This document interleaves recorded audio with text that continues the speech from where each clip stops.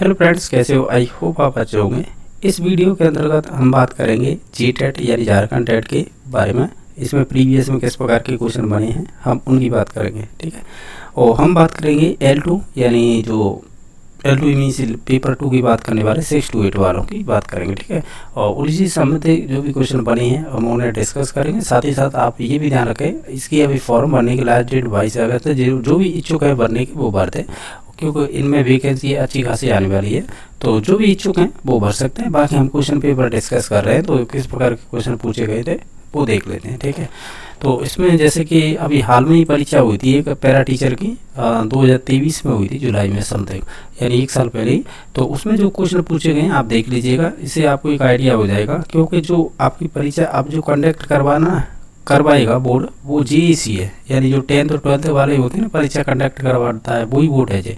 तो यही बोर्ड आपकी परीक्षा कंडक्ट करवाई थी पैरा टीचर वाली, तो वही बोर्ड है वही है, यही जीटेट का एग्जाम देगा। तो निश्चित तौर से जिसने अभी क्वेश्चन पेपर अभी हाल में लिया है, तो निश्चित तौर से उसी प्रकार के क्वेश्चन बनाने की कोशिश करेगा। या हो सकता है इसे लेवल अच्छा रखे, लेकिन इस बार सिलेबस से इन्होंने डिसाइड नहीं किया है और ना उसका नोटिफिकेशन निकाला है। तो रैंडमली क्वेश्चन भरेंगे, तो आपको प्रीवियस के क्वेश्चन देख के ही जाने होंगे और उसी के आधार पर आपको पढ़ाई करनी होगी।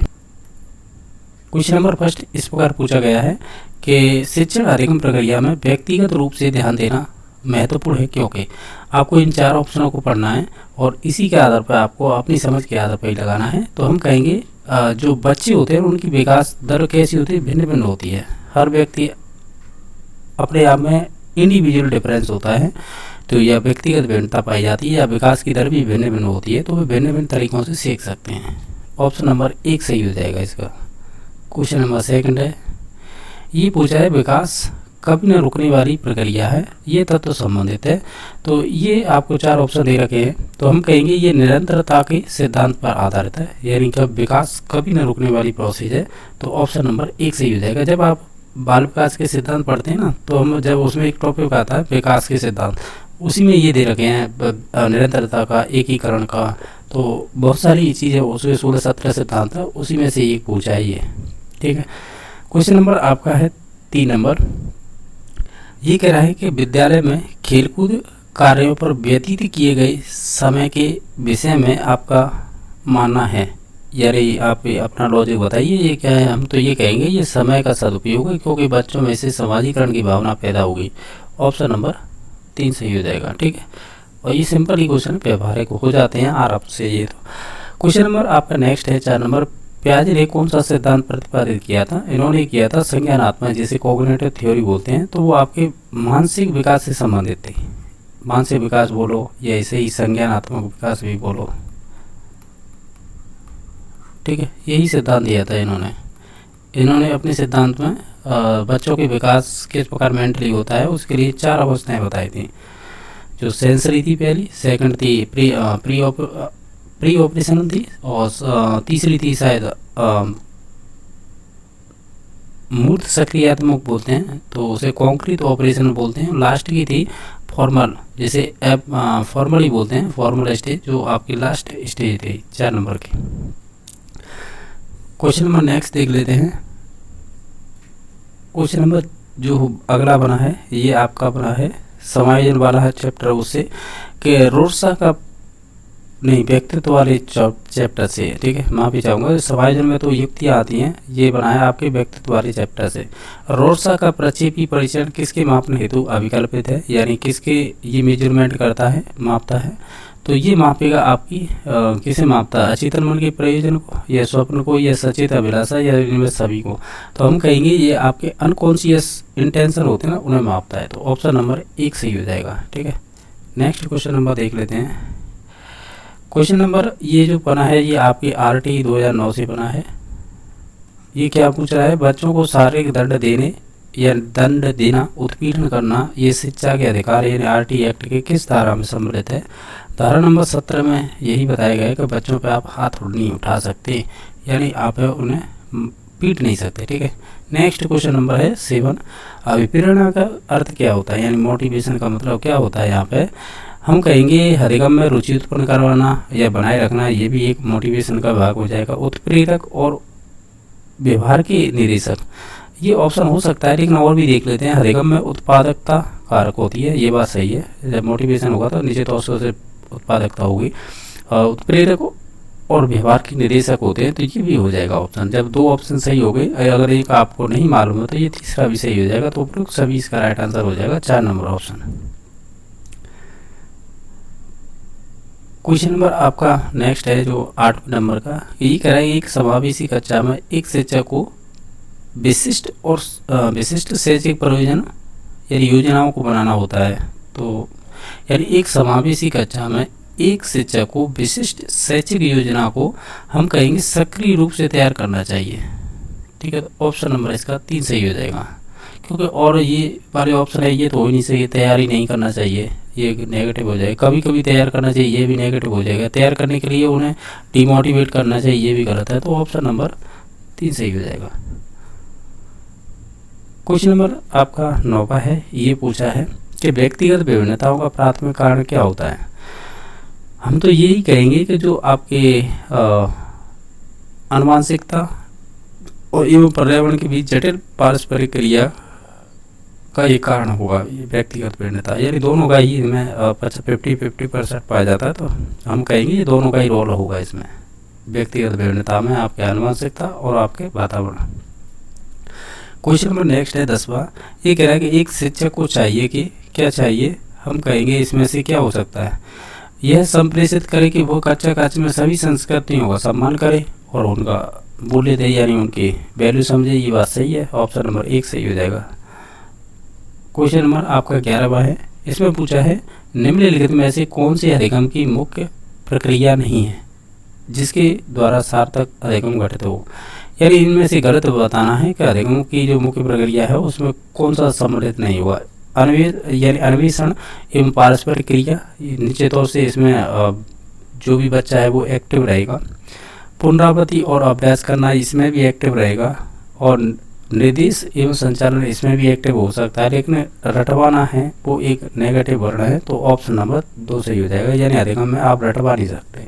तो ऑप्शन नंबर इसका बी सही हो जाएगा, क्योंकि ये नेगेटिव माना जाता है।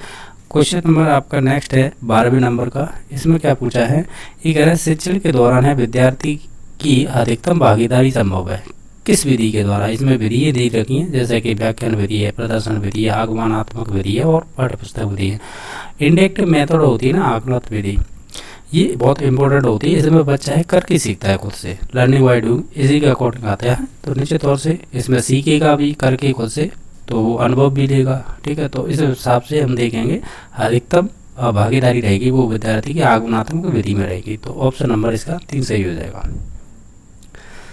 अब क्वेश्चन नंबर नेक्स्ट है, पहचान बनाम भूमिका शब्दभ्रंश किस अवस्था की विशिष्टता है ये।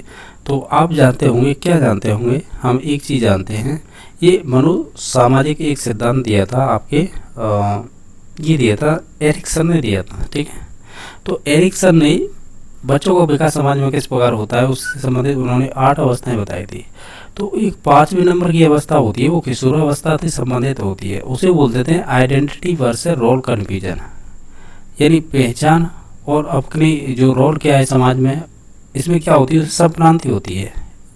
ठीक है, तो ये किशोरावस्था की एक विशेषता होती है। तो ऑप्शन नंबर इसका 2 सही हो जाएगा। और बाकी एक बाल्यावस्था की विशेषता और होती है, वो भी ध्यान रखना, इंडस्ट्री वर्सेज इन्फेरिटी। ठीक है, तो वो इम्पोर्टेंट है कि वो 4 नंबर की अवस्था है, ये 5वें नंबर की होती है। क्वेश्चन नंबर नेक्स्ट है, इनमें से कौन सा कथन व्यक्तित्व को उपयुक्त रूप से वर्णित करता है। तो हम कहेंगे डायनामिक होता है, यानी गतिशील अवधारणा होती है व्यक्तित्व। ये अच्छा क्वेश्चन है, इस प्रकार के कथन में पूछे जाते हैं क्वेश्चन। तो ऑप्शन नंबर इसका 2 सही हो जाएगा। ये कह रहा है वाक्यात्मक क्षमता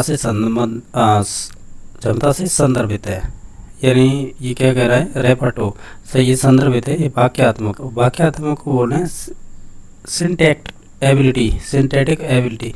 हालांकि देखा जाए ये इंग्लिश ग्रामर का क्वेश्चन है, सॉरी ग्रामर का तो नहीं, ये क्या बोलते हैं टीचिंग मेथड इंग्लिश का, लेकिन ये मैंने देखा है क्वेश्चन पूछे जाते हैं सिंटैक्स से संबंधित। तो ये होगी वाक्य संरचना, यानी आप किसी सेंटेंस को बना पाते हो और जो आपके पास एबिलिटी होती है उसे ही बोलते हैं आप वाक्यात्मक क्षमता। क्वेश्चन नंबर आपका नेक्स्ट है जो 16वें नंबर का, ये कह रहा है प्राथमिक कक्षाओं में पठन अक्षमता द्वारा होता है, यानी किसके कारण होती है ये।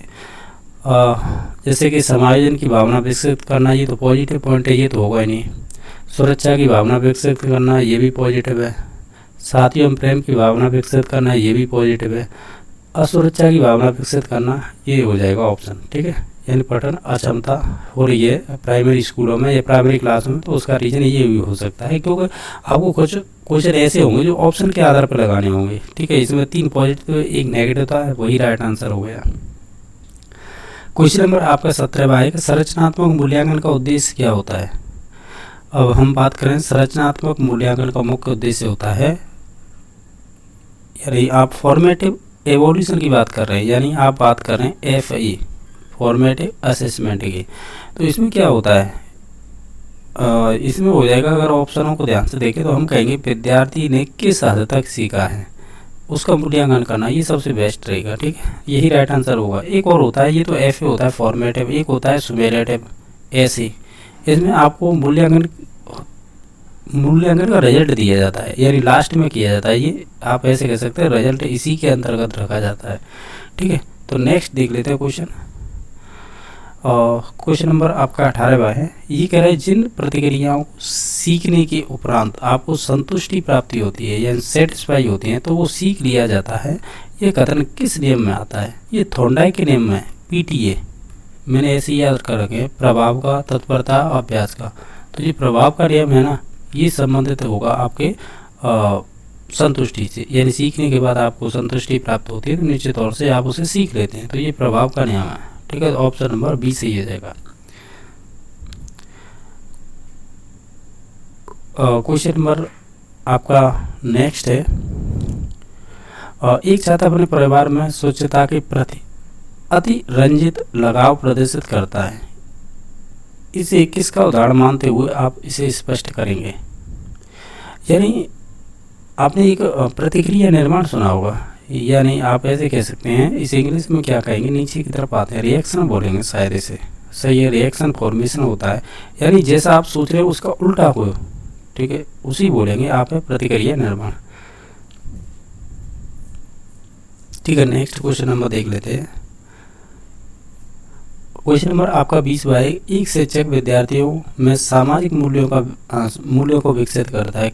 कैसे कर सकता है, वो खुद आदर्श व्यवहार करेगा ना, तो निश्चित तौर से सीख सकते हैं बच्चे। तो ऑप्शन नंबर C सही हो जाएगा। क्वेश्चन नंबर 21वां है। ये कह रहा है कि निया हमेशा समस्या के एकाधिक समाधानों के बारे में सोचती है। तो इनमें से काफ़ी समाधान होते हैं वो मौलिक होते हैं।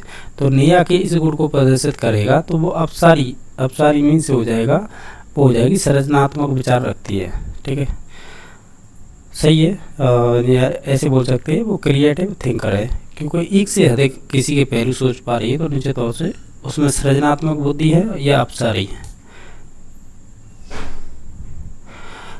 क्वेश्चन नंबर आपका नेक्स्ट है 22वां। इसमें क्या पूछा है कि प्रारंभिक कक्षा कक्ष में एक बालक या बालिका अपने साथ अनुभव लाती है, तो आप क्या करेंगे, वो उन्हें शामिल करेंगे, उनका संचय करेंगे, यही राइट आंसर जो होगा। बाकी अस्वीकार नेगेटिव है, उसकी उपेक्षा करना ये भी गलत है, उस पर ध्यान नहीं देना ये भी गलत है।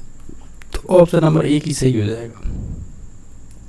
Question number 23। निम्नलिखित में से किन विद्यार्थियों को अध्यापक की ध्यान की आवश्यकता होती है।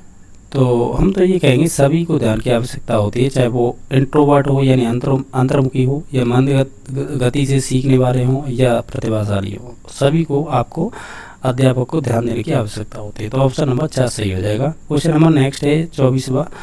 ये कह रहा है कौन सा अधिगम को प्रभावित करने वाला मनोवैज्ञानिक कारक नहीं है इनमें से, यानी इनमें से कह रहा है कि अधिगम को कौन सी ऐसी चीज़ है इन 4 ऑप्शनों में जो प्रभावित नहीं करेगी उसे। द्वंद्व करेगा निश्चित तौर से, अवधान अटेंशन भी करेगा, मनोवृत्ति यानी जो आप कह सकते हैं जो आपका एटीट्यूड्स है वो भी आपको प्रभावित करेगा। लेकिन ज्ञानेंद्रियों में दोष है ना, ये आपका जेनेटिकली है, यानी ये आपके पेरेंट्स से आया है, तो ये नहीं प्रभावित करेगा, ठीक है। तो ये तो जन्मजात होता है, तो निश्चित तौर से इसे ऑप्शन नंबर D सही हो जाएगा। क्वेश्चन नंबर 25वां है। लंबे कद वाले माता पिता के बच्चे लंबे होना अपेक्षित है, तो ये किस सिद्धांत का कह सकते हैं संबंधित है। तो जब विकास के सिद्धांत पढ़ते हैं ना तो उसमें भी आता है समानता का नियम, यानी आप ऐसे कह सकते हैं जो आपके माता पिता हैं उनके जैसे लक्षण आना, जैसे आंखों का जो कलर होता है पेरेंट्स का वही आ जाना, लंबे होना या नाटे होना, तो ये भी गुण उन्हीं के आधार पर है।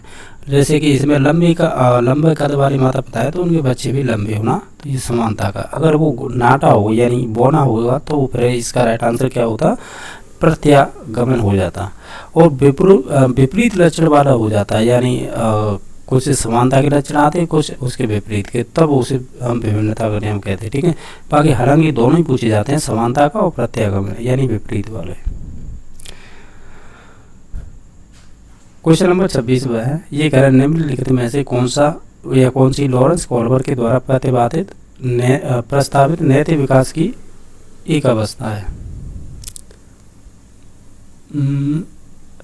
लॉरेंस कोल्बर्ग है ना, ये संबंधित होगा आपके नैतिक विकास सिद्धांत से। तो नैतिक विकास सिद्धांत में आपकी अवस्थाएं थी, देखो मैं प्रसुप्ति अवस्था बताऊं तो ये तो सिगमंड फ्रायड से संबंधित है, मनोविश्लेषणवाद सिद्धांत दिया था। ठीक है, और मूल सक्रियात्मक ये आपके कह सकते हैं प्याजी से संबंधित हो जाएगी। बाकी उद्योग बनाम अधीनता ये आपकी एरिक्सन से संबंधित हो जाएगी। एरिक्सन से संबंधित हमने क्वेश्चन किया था, तो ये एरिक्सन से संबंधित हो जाएगी। बाकी बची एक ही है जो सामाजिक अनुबंधित या अनुबंध अभिविन्यास, जिसे इंग्लिश में क्या बोलते हैं, यहाँ पर क्या 2 नंबर ऑप्शन है ना, 2 नंबर, हाँ, सोशल कॉन्ट्रैक्ट ओरिएंटेशन। ठीक है, तो ऑप्शन नंबर इसका 2 सही हो जाएगा। ये सीटेट का पूछा हुआ क्वेश्चन है कि निम्नलिखित अवधि में से किस में शारीरिक वृद्धि एवं विकास तीव्र गति से घटित होता है। तो जैसे कि इसमें ऑप्शन दे रखे हैं, हम देखो बताएं, शैशवावस्था में सर्वाधिक होता है या फिर प्रारंभिक बाल्यावस्था में भी होता है। ठीक है, एक चीज़ ध्यान रखना है, वो किशोरावस्था में भी होता है, तो निश्चित तौर से ऑप्शन नंबर 1 सही हो जाएगा, क्योंकि यहाँ पे मध्य बाल्यावस्था होती है ना, इसमें तो स्लो हो जाता है, ये मध्य बाल्यावस्था स्लो हो जाएगा और वयस्कता में स्लो हो जाएगा। हालांकि इसमें जो मैं हाईलाइट कर रहा हूँ उसमें सर्वाधिक रहता है शैशवावस्था, किशोरावस्था और प्रारंभिक बाल्यावस्था। तो वैसे देखा जाए तो इसका ऑप्शन नंबर 1 सही हो जाएगा। क्वेश्चन नंबर नेक्स्ट है जो 28 नंबर क्वेश्चन है, ये कह रहा है कि प्रगतिशील शिक्षा में बच्चों को किस प्रकार देखा जाता है। तो प्रगतिशील शिक्षा में बच्चों को एक सक्रिय अन्वेषकों के रूप में देखा जाता है। ऑप्शन नंबर इसका 4 सही हो जाएगा, क्योंकि प्रगतिशील शिक्षा में बच्चे खुद करके सीखते हैं और इसी पे ज़्यादा जोर दिया जाता है। क्वेश्चन नंबर नेक्स्ट है, ये कह रहा है, ये पूछा हुआ क्वेश्चन है ऑलरेडी परीक्षा में, तो ये राष्ट्रीय पाठ्यचर्या की रूपरेखा 2005 जिसे NCF बोलते हैं, नेशनल करिकुलम फ्रेमवर्क 2005 के अनुसार सीखना अपनी प्रकृति में फिल इन द ब्लैंक्स और है, यानी आपको इनमें फिल इन द ब्लैंक्स बनना है। तो हम कहेंगे ये सक्रिय होता है, देखो निष्क्रिय शुरुआत में तो हो ही नहीं सकता, सक्रिय होगा और सामाजिक होगा, ये कहना सही रहेगा। ठीक है, तो ऑप्शन नंबर इसका यही होगा ना।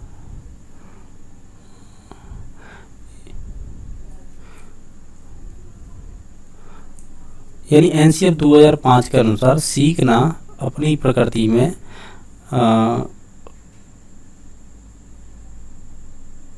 के सक्रिय और सरल होगा।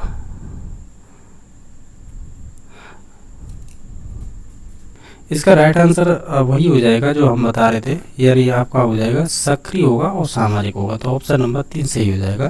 क्वेश्चन नंबर लास्ट है जो देखा होगा आपने, जिस कार्य में समानार्थी या विरोध शब्द का चयन करना होता है उसे कहते हैं, तो उसे क्या कहेंगे, इनमें से अगर देखा जाए तो हम उसे शब्दावली कार्य ही कहेंगे ना। ऑप्शन नंबर 1 सही हो जाएगा, यानी वोकैबुलरी टास्क, तो ऑप्शन नंबर 1 सही हो जाएगा। इसके बाद जो भी क्वेश्चन है वो भी देख लेते हैं। तो चलो देख लेते हैं, इसमें क्वेश्चन जो क्रमांक दे रखे हैं ना हम इसी हिसाब से कर लेते हैं। जैसे कि आपको एक गद्यांश दे रखा है, आप इसी गद्यांश को देख लीजिएगा, इसी के आधार पर 1 से लेकर 4 तक क्वेश्चन पूछे गए हैं। जो आपका ये वाला गद्यांश दिखाई दे रहा है, और देखा जाए तो आप गद्यांश पढ़ेंगे ना, सिंपली क्वेश्चन पूछे जाते हैं, इतने टफ नहीं होते हैं, हिंदी और इंग्लिश के। ठीक है, जैसे कि इसमें पूछा गया है पहला क्वेश्चन, हम पृथ्वी की संतान हैं, तो यहाँ पे हम का तात्पर्य क्या है। तो जब आप गद्यांश पढ़ेंगे तो उसमें दे रखा है संसार के सभी लोग, तो ऑप्शन नंबर ए सही हो जाएगा। क्वेश्चन नंबर सेकंड है कि पर्यावरण का संधि विच्छेद क्या होगा। हम जानते हैं पर प्लस आवरण होगा, यहाँ पे यण संधि होगी, इसका ई का य हो जाएगा और जो र बचेगा वो हाफ होके ऊपर चढ़ जाएगा। तो इस प्रकार ये पर्यावरण शब्द बनता है। तो ऑप्शन नंबर सी सही हो जाएगा। क्वेश्चन नंबर आपका नेक्स्ट है 3 नंबर, सर्वनाश से उबरा जा सकेगा। तो उबरा इसमें अर्थ क्या है उबरा का? उबरा का मतलब बचा, यानी जो शेष होगा। तो ऑप्शन नंबर इसका बी सही हो जाएगा। क्वेश्चन नंबर आपका 4 है, वो इस प्रकार पूछा है कि गद्यांश में चरितार्थ करना का उल्लेख का आशय क्या है। जब गद्यांश पढ़ेंगे तो उसमें दे रखा है कि सिद्ध करना होता है। तो ऑप्शन नंबर बी सही हो जाएगा। क्वेश्चन नंबर आपका नेक्स्ट है 5 और 6 नंबर है, वो आपको एक पद्यांश दे रखा है। इस पद्यांश को देख लीजिएगा, इसमें जो बातें लिखी गई हैं उसी आधार पर आपको क्वेश्चन पूछा गया है। जो क्वेश्चन नंबर 5 है, पार्थ की क्या प्रतिज्ञा थी। आप इसे पढ़ेंगे तो इसमें दे रखा है जयद्रथ वध करने की। तो ऑप्शन नंबर बी सही हो जाएगा। क्वेश्चन नंबर आपका 6 है, इसमें पूछा गया है कि जैसे रवि है, शशि है, अनर, अंबर एवं मही के पर्यायवाची क्रमशः क्या हुए। आप इस सभी ऑप्शनों को ध्यान से देखें। जैसे रवि का हो जाएगा सूर्य, तो ये सभी में दे रखा है। शशि का मतलब होगा चंद्रमा, तो वो 2 नंबर ऑप्शन और 4 नंबर ऑप्शन में दे रखा है। अनल का मतलब होता है अग्नि, और जबकि ये दे रखा है वायु तो अनिल का होता है, ये ध्यान रखना है, ठीक है। तो हमें अनल पूछा है, अनल माने होता है अग्नि, ठीक है। और बाकी अंबर है, अंबर का मतलब पर्यायवाची देखें तो आकाश हो जाएगा। मही, ये इंपॉर्टेंट है, मही का मतलब होता है पृथ्वी। तो इसका ऑप्शन नंबर फिर 4 सही होना चाहिए, ठीक है। बाकी 7 नंबर क्वेश्चन ये है कि भाषा का अस्तित्व है एवं विकास है वो समाज के बाहर नहीं हो सकता। ये कथन किसका है। हालांकि देखा जाए इसका राइट आंसर हो जाएगा वो 2 नंबर ऑप्शन हो जाएगा, जैसे ओरोरीन ने कहा था ये कथन। और बाकी चोमस्की आप जानते होंगे भाषा विकास में बहुत इंपॉर्टेंट है। इन्होंने LED एक दिया था, लैंग्वेज एक्विजिशन डिवाइस, ठीक है, चोमस्की कहते हैं। बाकी वाइगोत्स्की कहते हैं ZPD के बारे में, ठीक है। वाइगोत्स्की ये कहते हैं कि भाषा है वो हमारे विचारों का निर्धारण करती है, यानी हमारे थॉट हैं वो भाषा के आधार पर आते हैं। जबकि जीन पियाजे ये कहते हैं पहले हमारे मस्तिष्क में विचार आएंगे, उसके बाद आपकी भाषा डेवलपमेंट हो गई। तो इनमें ये दोनों का विवाद है। ये सीटेट में बहुत सारे क्वेश्चन पूछे जाते हैं इनसे संबंधित, लेकिन इसका right answer B number option हो जाएगा। क्वेश्चन नंबर आप है 8, देखिए भारतीय भाषाओं को संविधान की किस अनुसूची में शामिल किया गया था। वो 8वीं अनुसूची में शामिल किया गया है। वो ऑप्शन देख लेते हैं इसमें। ऑप्शन नंबर इसका बी सही हो जाएगा, यानी अष्टम हो जाएगा 8, ठीक है। सेना नायक शब्द का समास विग्रह क्या होगा। सेना नायक यानी सेनाओं का नायक। तो इसमें जब भी कारक चिन्ह आते हैं ना, का की के ये चलते हैं, जैसे कहता ने कर्म को कर्ण से द्वारा संप्रदान के लिए पादान से लोगना संबंध में का की के, तो ये इस प्रकार के आएंगे वो तत्व समास होता है। तो इसका ऑप्शन नंबर सी सही हो जाएगा। अन्वेषण का संधि विच्छेद क्या होगा। अन्वेषण का देखा जाए यहाँ पे यण संधि हो जाएगी, तो ये हो जाएगा अनु, यानी ऊ का वो बन जाता है। तो इसमें अनु एक तो ये दे रखा है 3 नंबर ऑप्शन में केवल, तो ईषण यानी अनु प्लस ईषण, यहाँ पे ऊ का व बन जाएगा तो न हो जाएगा आधा, तो वो व में मिल जाएगा। बाकी जो छोटी ए है वो आपकी मिल जाएगी व में, क्योंकि ये ऑलरेडी आधा हो चुका था। तो न भी आधा हो चुका था, व भी आधा हो चुका था, क्योंकि ऊ का वर्ण यानी जो अपना छोटा ओ होता है ये बन जाता है वो भी हलंत। ऑलरेडी आपको ध्यान होगा, जब अब मैं इसको एक एक करके बता ही देता हूँ। जब अब ये छेड़ी दिया है तो ठीक है, 1 सेकंड रुको। अब ये बना कैसे देखिएगा, ये बना ऐसे जैसे हमने लिखा था अनु प्लस ईषण, इसका संधि विच्छेद ये होगा, ठीक है, अनु प्लस ईषण। अब देखो अ है ना, इसमें से न को न में से ऊ को निकालना है मात्रा को, तो यहाँ पर न हलंत में बचेगा, ठीक है। अब यहाँ पे जो ऊ है ना, ऊ की मात्रा ये आपकी व में चेंज हो जाती है यण संधि में, लेकिन ये हलंत तो रहता है, ठीक है। बाकी जो एषण है वो तो सेम रहेगा। अब देखिए, अब इनको मिलाइएगा तो ये क्या बनेगा, अ आधा तो न मिलेगा और आधा ही व मिलेगा। लेकिन इसमें जब मात्रा एषण की आएगी ना छोटी ए की, तो क्या बन जाएगा फिर ये अ और आधा न, फिर व में, और व में आके ए मिलेगा, तो ये पूरा शब्द बन जाता है अन, और बाद में जो से ईषण है यानी इसे उच्चारण करेंगे तो वो अन्वेषण बनेगा। इस प्रकार ये बनता है शब्द। तो ऑप्शन नंबर सी सही हो जाएगा, इसमें यण संधि हो जाएगी। ये कह रहा है कि रचयिता ये पुल्लिंग शब्द है, तो इसका लिंग परिवर्तन शब्द बनाइए, यानी आप ये मेल है तो इसे फीमेल करेंगे तो वो बनेगी रचयित्री। सही है ना, रचयित्री बनेगी ना। ठीक है, रचयित्री बनेगी। ये कह रहा है मुसाफिर खाना किस प्रकार का शब्द है, तो ये आपका मुसाफिर एक अलग शब्द है और खाना अलग शब्द है, इन्हें योग करके बनाया गया है। तो आप ऐसे कह सकते हैं ये यौगिक शब्द हो जाएगा, ठीक है, यानी मुसाफिर प्लस खाना, इस प्रकार ये दो शब्दों से मिलकर बनाए तो ये यौगिक शब्द कह सकते हैं। ये कह रहा है चिकना गड़ा होना का मतलब होता है कि अत्यधिक निर्लज्ज होना, तो ऑप्शन नंबर सी सही हो जाएगा। ये मुहावरे का अर्थ पूछा गया था। क्वेश्चन नंबर नेक्स्ट है 14वां नंबर के गुणवाचक विशेषण युक्त वाक्य कौन सा है, यानी जिसमें आपकी किसी की विशेषता बताई जा रही है तो वो बताइएगा। गुणवाचक यानी जैसे कि कोई भी हो सकता है, काला सफ़ेद या काला सफ़ेद हो गया, गुण हो गया, और क्या हो सकता है लंबा छोटा बौना, ये सभी विशेषता ही होती हैं। तो गुणवाचक विशेषता बतानी है तो हम कहेंगे ये भूखंड है ना, ये आयताकार है, तो ये आपकी गुणवाचक कह सकते हैं, इसमें विशेषण युक्त वाक्य हो जाएगा। क्वेश्चन नंबर 15वां है डाक के 3 पात का मतलब मुहावरे का क्या अर्थ होता है।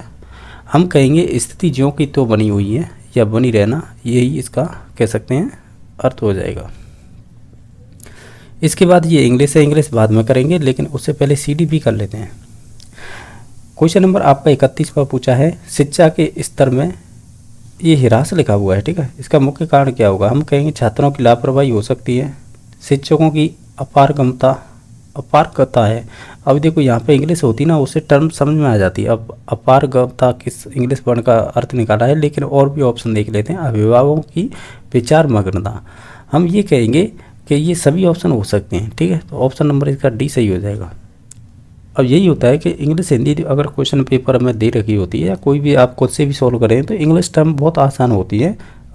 हिंदी के शब्द हैं, ये पर्यायवाची ऐसे शब्द डालते हैं जो हमने पहली बार देखे होते हैं ऐसे। और क्वेश्चन नंबर नेक्स्ट है, इसका तो डी नंबर ऑप्शन हो जाएगा कि ये कह रहा है स्वांगीकरण का दूसरा नाम क्या है। चलो इसकी तो हमें इंग्लिश मालूम है, एसिमिलेशन बोलते हैं स्वांगीकरण को, एसिमिलेशन, यानी एसिमिलेशन का मतलब होता है एक तरह से देखा जाए आत्मसात करना। तो अब इसका आपका दूसरा नाम बताना है, यानी कोई पर्यायवाची शब्द बताना है। जैसे इसमें से प्रतिपादन होगा, चित्रण होगा, तुलना होगा, आख्यान होगा, तो इसका प्रतिपादन होगा। अब प्रतिपादन के लिए क्या इंग्लिश टर्म यूज की गई है वो मालूम नहीं है, ठीक है, तो इंग्लिश होती है ना तो आसान होता है इन चीज़ों को समझना, ठीक है। नेक्स्ट क्वेश्चन नंबर 33वां है कि जी कह रहा है लज्जा एवं गर्व का भाव किस कह सकते दशा में विकसित होती है, यानी आपकी उम्र पूछी गई है, जैसे शैशवावस्था में, बाल्यावस्था में, किशोरावस्था या यौवनावस्था। तो हम कहेंगे जो लज्जा और गर्व का भाव होता है वो बाल्यावस्था में हो जाता है, तो ऑप्शन नंबर बी सही हो जाएगा। क्वेश्चन नंबर नेक्स्ट है, इसमें से आपके मूल्यांकन शिक्षक के लिए किस रूप में सहायक होगा। आप इन सभी ऑप्शनों को ध्यान से पढ़ेंगे तो हम कहेंगे ये सभी हो जाएंगे, या चाहे वो तो क्रिया शोध हेतु नए मार्ग खोलना हो, या शिक्षक अपने छात्रों को विभिन्न समूह में वर्गीकृत कर सकता हो, और शिक्षक अपने छात्रों को तत्काल फीडबैक यानी प्रतिपुष्टि दे सकता हो। तो ये सभी पॉइंट्स हो जाएंगे। 2 नंबर ऑप्शन में कन्फ्यूजन होना है, विभिन्न समूह का मतलब हुआ है ग्रुप डिस्कशन भी हो सकता है यहाँ पे। वैसे शिक्षक को अलग नहीं करना चाहिए वर्गीकरण वगैरह, यानी लेकिन इसमें क्या है कि आपको 2 ऑप्शन पॉजिटिव दे रखे थे, तो तीसरा इस वजह से हम ये सोच सकते हैं ग्रुप डिस्कशन करवाएंगे तो पॉजिटिव माना जाता है वो। क्वेश्चन नंबर आपका 35वां है कि बुद्धि एवं सृजनात्मकता है क्या है, तो हम कहेंगे ये धनात्मक रूप से कह सकते हैं संबंधित हो जाएगी, तो इसका ऑप्शन नंबर 1 सही हो जाएगा। बाकी ऋणात्मक होगी नहीं, एक दूसरे के बिल्कुल संबंधित नहीं है ऐसा नहीं कह सकते, क्योंकि आप में बुद्धि नहीं होगी तो आप सृजनात्मकता बन नहीं सकते, ठीक है, यानी सृजनशील बालक में नए विचार आते हैं मस्तिष्क में, तो बुद्धि के बगैर थोड़ी आते हैं उसके, तो ये दोनों तो होंगे नहीं। चौथा ऑप्शन है सृजनात्मकता होने के लिए जी का, यानी जी का मतलब जनरल हो जाएगा, यानी आप कह सकते हैं यानी सामान्य बुद्धि। देख लेते हैं ये सेंटेंस कहने क्या वाला है कि सृजनात्मक होने के लिए जी का कम से कम एक सामान्य प्रारंभिक मान आवश्यक है। ये भी बात सही है, ये ध्यान रखना। जब आप एक स्टेटमेंट पढ़ते हैं कैसे कि सृजनशील बालक होते हैं उनमें कम से कम नहीं तो सामान्य बुद्धि वाले बालक होते हैं उनसे अधिक होना चाहिए या उनके बराबर तो बुद्धि होनी चाहिए, ये भी बात सही है। अब देखो बुद्धि एवं सृजनात्मकता में ये कह रहे हैं सृजनात्मक होने के लिए जी का कम से कम एक सामान्य प्रारंभिक मान आवश्यक है, ये भी कथन सही है। पर हमें अगर एप्रोप्रिएट ऑप्शन चूज करना है, यानी आप ऐसे कह सकते हैं आपको बेस्ट ऑप्शन चूज करना है ना, तो फिर ऑप्शन नंबर 1 पे ही जाएंगे, क्योंकि धनात्मक संबंध है। बिना बुद्धि के आप सृजनशील नहीं हो सकते, यानी बिना बुद्धि के आप सोच ही नहीं सकते किसी मौलिक चीज़ों के बारे में, ठीक है। तो हम 1 नंबर ऑप्शन पे जाएंगे। गलत ये भी नहीं है, आप पढ़ के देखोगे ना, बुद्धि के बहुत सारी थ्योरी दे रखी हैं। जब उनकी हम विशेषता पढ़ते हैं कि बुद्धि का अपने जीवन में क्या क्या लाभ हैं और उनके जो पॉजिटिव पॉइंट पढ़ते हैं, तो वहाँ पर ये चीज़ें आएंगी। और ये पूछा हुआ भी क्वेश्चन है, ये भी बता दूँ आपको, ठीक है। तो आप इसे लॉजिक से अपने से हिसाब से देखना है, बाकी इसका ऑप्शन नंबर 1 ही सही हो जाएगा। क्वेश्चन नंबर 36 है कि निम्नलिखित में से संयुक्त राष्ट्र संघ का कौन सा संगठन है वो शिक्षा से संबंधित है, तो वो यूनेस्को संबंधित हो जाएगा, तो ऑप्शन नंबर बी सही हो जाएगा। क्वेश्चन नंबर 37 है किस उम्र तक के बच्चों में आदत विकसित हो जाती है, तो हम कहेंगे ये जन्म से होती है, ठीक है। तो ऑप्शन नंबर बी सही हो जाएगा। क्वेश्चन नंबर 38 है निम्नलिखित में से कौन सा विकास का एक सिद्धांत होगा, तो देखो ये कह रहा है ये सबके लिए समान गति से आगे नहीं बढ़ता है, ये बात सही है, क्योंकि व्यक्तिगत विभिन्नता पाई जाती है तो इनके विकास की दर भी भिन्न भिन्न होती है। इसका लॉजिक ये दिया जाता है, तो ये कथन सही है। विकास सदैव रेखीय होता है, रेखीय नहीं होता है, स्पाइरल होता है, ये ध्यान रखना है, ठीक है। यानी चक्रीय होता है, एक तरह से इस प्रकार का होता है। आगे देखते हैं और कोई ऑप्शन दे रखा है क्या। यह एक असतत प्रक्रिया है, असतत नहीं होगी, यानी आप कह सकते हैं कंटिन्यूअस होती है, तो कंटिन्यूअस में होता है, सतत होती है। 4 नंबर ऑप्शन है विकास की सभी प्रक्रिया अंत संबंधित नहीं होती, जबकि अंत संबंधित होती हैं। क्वेश्चन नंबर आपके 39 नंबर, बाल विकास एक प्रणाली है, तो हम कहेंगे ये सतत होती है, यानी लगातार होती है, क्रमिक लगातार चलती रहती है। क्रमिक ऑर्डर, यानी ऑर्डर मीन्स ये होता है, इसमें आप देखेंगे आपने पढ़े होंगे शब्द सेपेलोकोडल और प्रॉक्सिमोडिस्टल। सेपेलोकोडल का मतलब होता है सिर से पैर की ओर विकास, प्रॉक्सिमोडिस्टल का मतलब होता है केंद्र से बाहर की ओर विकास, तो वो ऑर्डर में ही आते हैं, यानी क्रमिक विकास में। तो ऑप्शन नंबर बी सही हो जाएगा, बाकी सभी ऑप्शन गलत थे इसके। क्वेश्चन नंबर 40 है, ये कह रहा है कि यौन पुरुष या स्त्री होने की जैविक गुणों को संदर्भित करता है, ठीक है। बायोलॉजिकल होते हैं पुरुष और स्त्री, ठीक है, जबकि लिंग संदर्भित करता है, यानी ये तो हो जाएगा बायोलॉजिकल सेक्स हो जाएगा, ठीक है। ये आपके यानी लिंग संदर्भित करते हैं, यानी हम एक स्टीरियोटाइप बना रखे इस समाज में, और वो फिर कैसी होगी वो आप बताइएगा, इसमें से कौन संदर्भित करता है इस प्रकार की, यानी समाज के अनुसार। तो आप है इन ऑप्शनों को ध्यान से पढ़ेंगे। ये सीटेट में इस प्रकार के क्वेश्चन पूछे जाते हैं, तो इसका ऑप्शन नंबर बी सही हो जाएगा। पुरुष या स्त्री अथवा मातृ जाति या पितृ जाति होने के सामाजिक रूप से निर्मित गुण होते हैं, ठीक है। यानी ये कह रहा है ये कि जो आपके बायोलॉजिकल होते हैं सेक्स, यानी जो कह सकते हैं सेक्स मतलब पुरुष और स्त्री होते हैं, लेकिन हमारा समाज भी ये चीज़ कहता है, यानी सेक्स का निर्धारण करता है वो भी, जैसे कि पुरुष या स्त्री अथवा मातृ जाति या पितृ जाति होने के लिए ये सामाजिक रूप से निर्मित गुण है, ठीक है। तो ऑप्शन नंबर इसका बी सही हो जाएगा। क्वेश्चन नंबर 41 है, हम किसी बच्चे को पिछड़ा कहते हैं यदि, तो आप है जैसे कि इसमें ऑप्शन देखें, उसके प्राप्तांक उसकी कक्षा का निम्नतम अंक होता है, या वह निम्न औसत बुद्धि वाला मंद बच्चा हो, या वह एक ही कक्षा में 1 साल से अधिक रह जाता हो, वह अपने स्वाभाविक सामर्थ्य के निम्न स्तर पर उसके प्राप्तांक आते हों। देखो ये तो लॉजिक होगा नहीं, क्योंकि हो सकता है उसे किसी प्रकार की मेंटली या उसके पारिवारिक कोई समस्या हो, तो वो पेपर में अच्छा नहीं कर पा रहा है, तो वो अगले वर्ष जो भी टर्म आएगी तो उसमें अच्छा कर सकता है, ठीक है। 3 नंबर ऑप्शन है, वो एक ही कक्षा में 1 साल से अधिक रह जाता है। हाँ मान सकते हैं वो पिछड़ा वाला को हो सकता है, पर रीजन पक्का नहीं होगा ये कि यही होगा। बाकी है 2 नंबर ऑप्शन है, वो निम्न औसत बुद्धि वाला मंद बच्चा हो सकता है, तो ये भी कोई लॉजिक नहीं है। ये कह रहा है कि उसकी प्रार्थना उसकी कक्षा का निम्नतम अंक है, तो हम इसे कहेंगे पिछड़ा वाला, तो ऑप्शन नंबर 1 सही हो जाएगा। क्वेश्चन नंबर आपका 42 है कि उचित प्रेरक परिवेश स्थितियों के लिए निम्नलिखित में से कौन सा आवश्यक है, यानी उचित प्रेरक परिवेश स्थितियों के लिए, यानी बैठने की समुचित व्यवस्था करना, स्थिर या शांतिपूर्ण परिवेश देना, सहयोगी या स्पर्धा मूलक समूह की स्थिति बनाना, ये सभी हो जाएंगे पॉइंट, ये सभी पॉजिटिव हैं। बच्चे का विकास है निम्न में से किसका परिणाम होता है, तो हम कहेंगे वो आपकी आनुवंशिकता और पर्यावरण के मध्य की अन्योन्य क्रिया होती है, तो ऑप्शन नंबर सी सही हो जाएगा। ये सीटेट का क्वेश्चन पूछा हुआ है, उसी में ऐसे प्रकार के क्वेश्चन बनते हैं। क्वेश्चन नंबर नेक्स्ट है, कक्षा में छात्रों की इच्छा को प्रभावित करने वाले बाह्य कारक कौन से हो सकते हैं, तो देखो ये संवेग भी हो सकते हैं, भावुकता, जटिलता ये भी हो सकती है। छात्रों की जो एटीट्यूड, अभिवृत्ति होती है वो भी संबंधित होती है। और भी है, ऑप्शन दे रखे हैं। ये लक्ष्य एवं अभिप्राय है और संस्कृति एवं प्रशिक्षण है। अब इसमें देखो कन्फ्यूज करने के लिए उपयुक्त सभी नहीं दे रखा है इसने, यानी आसान होता हमारे लिए, उपयुक्त सभी होता है। लेकिन इसमें अब देखो 4 ऑप्शन दे के इसने कन्फ्यूज कर दिए। सभी ऑप्शन पॉजिटिव है इसमें। देखो ये कह रहा है कि कक्षा कक्ष में छात्रों की इच्छा को प्रभावित करने वाले बाह्य कारक कौन से हो सकते हैं। बाह्य कारक बताने हैं अब इसमें से। तो देखो जैसे बाह्य कारक इसमें थे, ये तो होंगे नहीं दोनों, ठीक है। बाह्य कारक हो सकते हैं आपके इसमें से लक्ष्य और अभिप्राय, ये भी नहीं होंगे। तो इसमें से संस्कृति हो जाएगी। संस्कृति मतलब पर्यावरण। प्रशिक्षण आप बाह्य लेते हैं, आंतरिक तो होता नहीं। जन्मजात तो आपकी बुद्धि हो सकती है, अक्षमता हो सकती है। बाकी प्रशिक्षण द्वारा भी आपको अधिगम कराया जाता है, तो निश्चित तौर से वो बाह्य होते हैं। तो डी हो जाएगा इसका राइट आंसर। बाकी 45 नंबर क्वेश्चन है, शिक्षण समझ क्रियाकलापों के स्तर को बनाए रखने के लिए महत्वपूर्ण विषय क्या होगा। तो मैनेजमेंट भी होगा, कौशल प्रशासन हो, योग्य शिक्षक हो, तो ये सभी हो जाएगा। तो ऑप्शन नंबर इसका डी सही हो जाएगा।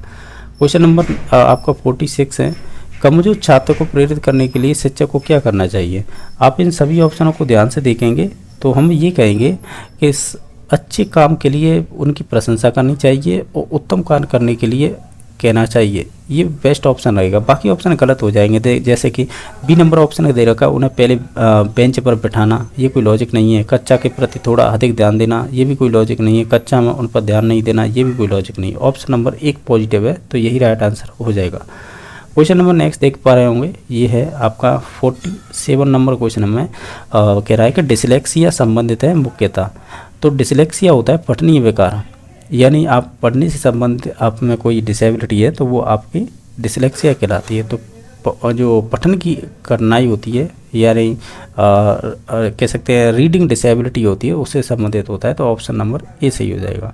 क्वेश्चन नंबर 48 है कि छात्रों की वैयक्तिक अंतरों को सुलझाने के लिए विद्यालय किस प्रकार की सहायता मुहैया करा सकता है। यानी वैयक्तिक अंतरों को सुलझाने के लिए विद्यालय किस प्रकार की सहायता करा सकता है। आप इन सभी ऑप्शन को ध्यान से पढ़ेंगे तो हम कहेंगे छात्र केंद्रित जो भी पाठ्यचर्या है या करिकुलम है अनुसरित करना, यानी उन्हीं के अनुसार बनाना, और छात्रों को बहुविधि यानी बहुत सारी मल्टी जो भी मेथड है अधिगम सुविधाएं प्रदान करना। तो ये पॉजिटिव यही पॉइंट हो जाएगा। तो ऑप्शन नंबर बी सही हो जाएगा। 49 क्वेश्चन नंबर है, इसमें पूछा है कि शिक्षण अधिगम विधि में व्यक्तिगत ध्यान महत्वपूर्ण है क्योंकि। अगर आप इन सभी ऑप्शनों को ध्यान से पढ़ेंगे तो हम कहेंगे शिक्षक प्रशिक्षण कार्यक्रम इसे निर्धारित करते हैं। तो ऑप्शन नंबर बी सही हो जाएगा। क्वेश्चन नंबर नेक्स्ट देख लेते हैं। अब ये कह रहा है क्वेश्चन नंबर 4 है कि सृजनशील छात्र का गुण क्या होगा। तो इसमें सभी ऑप्शन कन्फ्यूज करने वाले हैं। ये कह रहा है कि नमनीयता का अभाव होता है, ये गलत है। समस्याओं से अनजान होता है, ये भी गलत है। बुद्धि का अभाव होता है, ये भी गलत है। चिंताग्रस्त हो सकता है, क्योंकि जो सृजनशील बालक है ना वो सामान्य बालकों से तो अलग होगा ही। तो सृजनशील बालक होता है उसमें चिंताग्रस्त मतलब किसी भी चीज़ को लेके उसे नई तरीके से करने की उसमें चिंताग्रस्त रहता है, यानी वो उसमें टेंशन रहती है इस बात की। इसके लिए क्या टर्म यूज की गई है, अब हिंदी में तो चिंताग्रस्त दे रखा है, लेकिन इसकी इंग्लिश कुछ ऐसी होगी जो हमें आसानी होती पहचानने में, क्योंकि ये सृजनशील बालक की एक विशेषता है। क्वेश्चन नंबर 51 है कि मानसिक संघर्ष जो मानसिक संघर्ष है उसका एक महत्वपूर्ण कारक क्या हो सकता है, यानी कारण। तो यौन आकांक्षाओं का दमन करना, आत्मसम्मान और प्रतिष्ठा की क्षति, खराब अंतर्व्यक्ति संबंध। तो मानसिक संघर्ष का एक महत्वपूर्ण कारक हो सकता है, ये सभी हो सकते हैं। तो ऑप्शन नंबर इसका डी सही हो जाएगा। क्वेश्चन नंबर नेक्स्ट देख लेते हैं। क्वेश्चन नंबर 52 है, मूल्यांकन को उपयोगी और रोचक विधि बनाने के लिए किसी को भी सावधानी बरतनी होगी। किस प्रकार मूल्यांकन को लेकर उपयोगी और रोचक सावधानी बरतनी होगी। तो ये 4 ऑप्शन दे रखे हैं। आप इन सभी ऑप्शनों को ध्यान से देखेंगे तो ऑप्शन नंबर 3 को देखिए, छात्र की सीखने की शैक्षिक और सह शैक्षिक सीमाओं के बारे में जानकारी इकट्ठा करने के जो तरीकों की भिन्न किस्म का उपयोग करने के लिए। तो ऑप्शन नंबर सी सही हो जाएगा। कुछ क्वेश्चन ऐसे होते हैं आपको लॉजिक लगाना होता है, जो भी उसके बारे में अगर डिटेल से दे रखा है तो निश्चित तौर से वही राइट आंसर हो जाता है। ये कह रहा है निम्नलिखित में से उत्प्रेरणा से कौन सा कारक संबंधित नहीं है।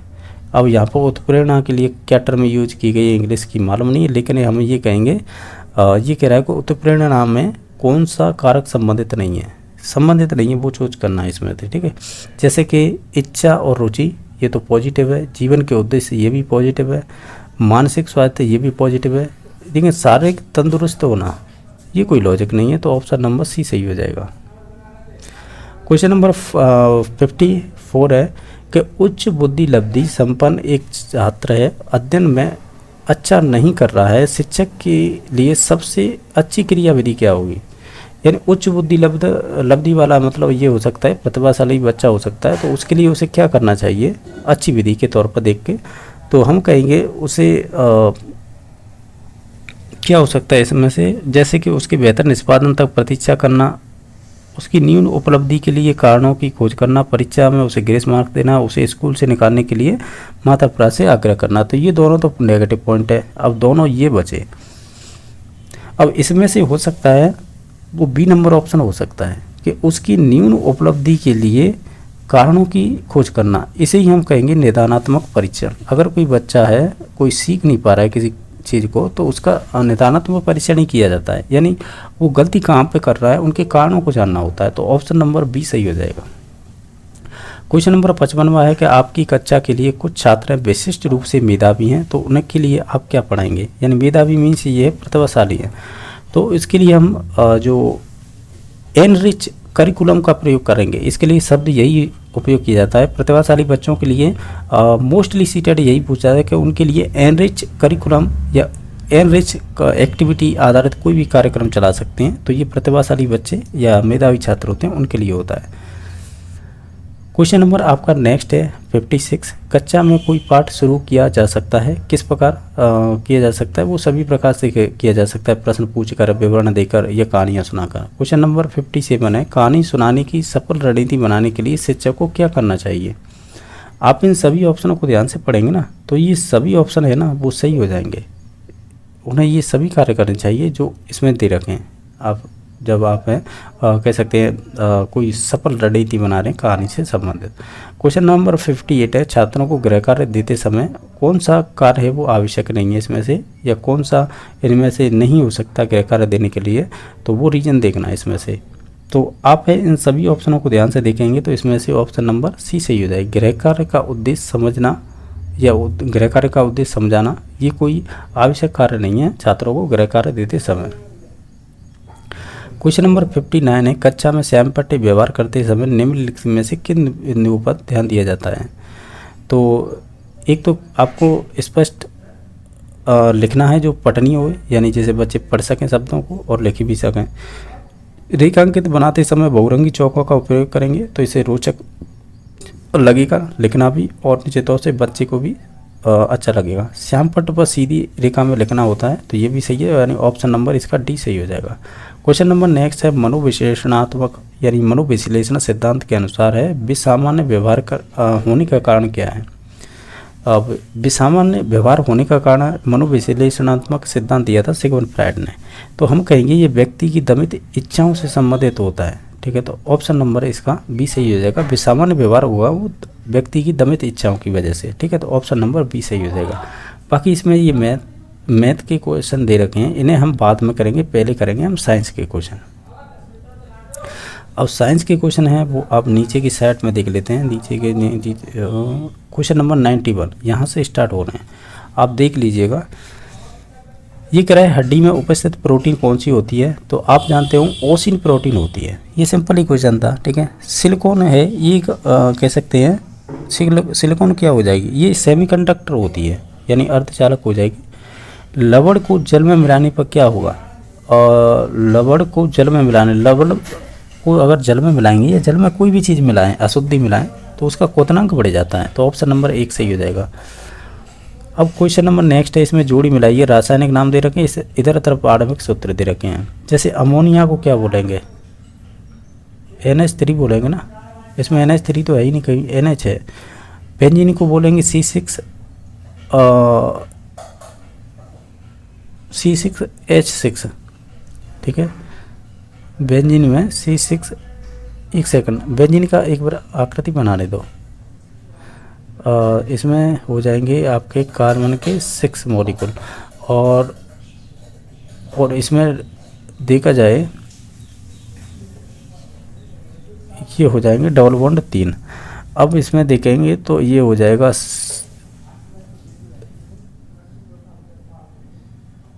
इसमें भी डबल हो जाएंगे, इसमें भी डबल हो जाएंगे, इसमें भी, तो ये हो जाएगा C6H12, ठीक है। और बाकी इथाइल एल्कोहल है, ये हो जाएगा C2H5OH, तो ये हो सकता है, लेकिन इसके लिए आपको C2H5OH और मिथाइल एल्कोहल हो जाएगा CH3OH। तो आप है, अब इसमें से कोई भी क्रमांक सही नहीं दे रखा है, तो आप देख लीजिए। अमोनिया का NH3 होगा, बेंजीन का C6H12 हो जाएगा, इथाइल एल्कोहल का C2H5OH हो जाएगा, या इसे हम CH3CH2OH लिख सकते हैं। मिथाइल एल्कोहल का CH3OH हो जाएगा। इस प्रकार इसमें से कोई भी मुझे तो लग नहीं रहा है सही है, लेकिन मैंने जो बताया है वो उस आधार पर देख सकते हैं। ये कह रहा है 95 नंबर, प्राकृतिक रबर क्या होगी, वो पॉली आइसोप्रीन होती है, ठीक है। तो ऑप्शन नंबर 1 सही हो जाएगा। 4 प्रकोष्ठ हृदय के साथ सरीसृप कौन सा है, तो वो हो जाएगा आपका घड़ियाल, जिसमें 4 कोष्ठी पाए जाते हैं, ये अपवाद होता है। क्वेश्चन नंबर नेक्स्ट है, इनमें से कौन सी एक अदिश राशि है, बल आघूर्ण सदिश है, त्वरण भी सदिश है, विद्युत क्षेत्र भी सदिश है, तो ये हो जाएगा शक्ति, ये एक अदिश राशि हो जाएगी, तो ऑप्शन नंबर बी सही हो जाएगा। ये कह रहा है 2 आवेशों में कुछ दूरी पर रखा गया है, उनके बीच में एक धात्विक चादर रखी गई है या रखा गया है, तो आवेशों के बीच बल क्या होगा, तो हम ये कहेंगे ये बल है, क्या होगा, हम ये कहेंगे बल घट जाएगा।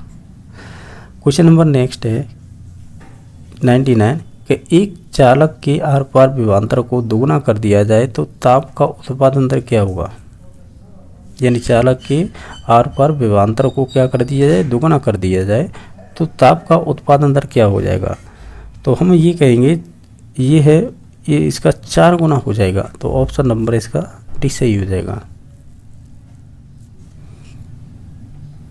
क्वेश्चन नंबर 90 हो गया था 99, अब है 100 नंबर। ये कह रहा है किसी चालक की लंबाई को अगर दोगुनी कर दी जाए तथा त्रिज्या को आधी कर दिया जाए तो उसका विशिष्ट प्रतिरोध क्या होगा। विशिष्ट प्रतिरोध होता है ना, वो इस लंबाई और त्रिज्या की कह सकते हैं दुगुनी तिगुनी कुछ भी करें, और ये अपवर्तित रहता है, ये पदार्थ की प्रकृति पर निर्भर करता है, ठीक है। तो ऑप्शन नंबर 1 सही हो जाएगा। क्वेश्चन नंबर नेक्स्ट है, इनमें से किसमें आग का वलय स्थित है, आग की वलय स्थित है, ये तो जीके का क्वेश्चन है, ये साइंस में कहाँ से आ गया, चलो देख लेते हैं। इसका राइट आंसर हो जाएगा प्रशांत महासागर, यानी आग की वलय है वो प्रशांत महासागर में, ऑप्शन नंबर डी सही हो जाएगा। क्वेश्चन नंबर 102 है, एक विज्ञान शिक्षक होने के नाते हमें विद्यार्थियों का निष्पादन मापन करता है। निष्पादन एक तरह से देखा जाए तो आपकी परफॉर्मेंस हो जाएगी, तो इसमें हम देखेंगे विद्यार्थियों की उन्नति के लिए, विद्यार्थियों को मोटिवेट करने के लिए, शिक्षक का निष्पादन का मूल्य मापन के लिए, तो उपयुक्त सभी इसका राइट आंसर हो जाएगा, ठीक है। ये सभी पॉजिटिव पॉइंट हैं। क्वेश्चन नंबर नेक्स्ट है, पद्धति विश्लेषण का पहला सोपान क्या होगा, यानी आपको बताना है पद्धति विश्लेषण का पहला सोपान होगा, हम कहेंगे इसमें से उद्देश्यों का सूत्रण करना होगा, ठीक है। ऑप्शन नंबर इसका बी सही हो जाएगा। क्वेश्चन नंबर नेक्स्ट है, शरीर में निम्न में से किसका निक्षेपण शरीर की ऊर्जा देने वाला एक नियमित स्रोत है, यानी शरीर में निम्न में से किसका निक्षेपण शरीर की ऊर्जा देने वाला नियमित स्रोत है, तो इसमें कार्बोहाइड्रेट हो जाएगा ना। और देख लेना, ये मेरे द्वारा तो इसका कार्बोहाइड्रेट होना चाहिए, ठीक है, इसी से हमें ऊर्जा मिलती है, शरीर को ऊर्जा देने वाला नियमित स्रोत है, तो वो कार्बोहाइड्रेट हो जाएगा। क्वेश्चन नंबर 105 है, 2 विलयन को समपराश्री कहा जाएगा जब वे दोनों क्या हों, आप ऐसे कह सकते हैं जब उनकी कह सकते हैं पराशरण दाब हो गए ना, उनका बराबर हों, तो ऑप्शन नंबर इसका डी सही हो जाएगा। क्वेश्चन नंबर नेक्स्ट है 106 नंबर, किसी भी गर्भवती महिला को गर्भपात की सुझाव दिया जाता है यदि उसको कौन सी बीमारी हो, यानी उसका जब गर्भपात करवाया जाता है तो उसका बताइए ऐसा कौन सा रोग है जिसकी वजह से करवाया जा सकता है, उसे रोग हो और उसका अगर कोई बच्चा पल रहा है तो उसका गर्भपात करवाया जा सकता है, तो वो रोग कौन सा है इसमें से, वो हो जाएगा आपका जर्मन खसरा, ऑप्शन नंबर डी सही हो जाएगा। शक्ति का आपको ऐसा ही मात्रक बताना है, तो शक्ति का ऐसा ही मात्रक होता है वाट, यानी वाट W/T होता है, तब इसे हम वाट कहते हैं। ठीक है, तो ऑप्शन नंबर बी सही हो जाएगा। क्वेश्चन नंबर नेक्स्ट है कि निम्न में से किसका प्रतिरोध का ऋणात्मक तापमान तापक्रम है वो गुणांक होगा।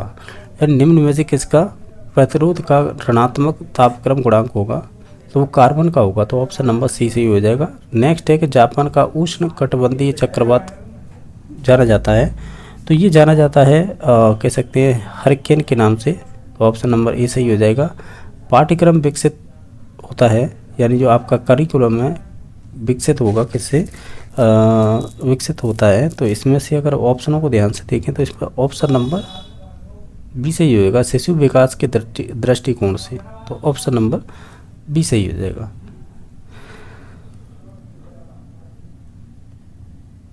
ये मुझे एक थोड़ा कन्फ्यूज लग रहा है, क्योंकि जब हम करिकुलम विकसित करते हैं ना, वैसे शिशु विकास के दृष्टिकोण से ही करते हैं, लेकिन उसमें शैक्षिक उद्देश्यों के दृष्टिकोण भी रखे जाते हैं और राष्ट्र विकास के दृष्टिकोण भी रखे जाते हैं। तो इसका ऑप्शन नंबर डी भी हो सकता है, ये ध्यान रखना है। ठीक है, और इसका कन्फर्म मुझे राइट आंसर तो मैं ये नहीं कह सकता हूँ कि पर्टिकुलर देखा जाए तो वैसे शिशु विकास के दृष्टिकोण से ही हम करिकुलम का विकास करते हैं और यानी उसका बनाया जाता है उसी प्रकार का।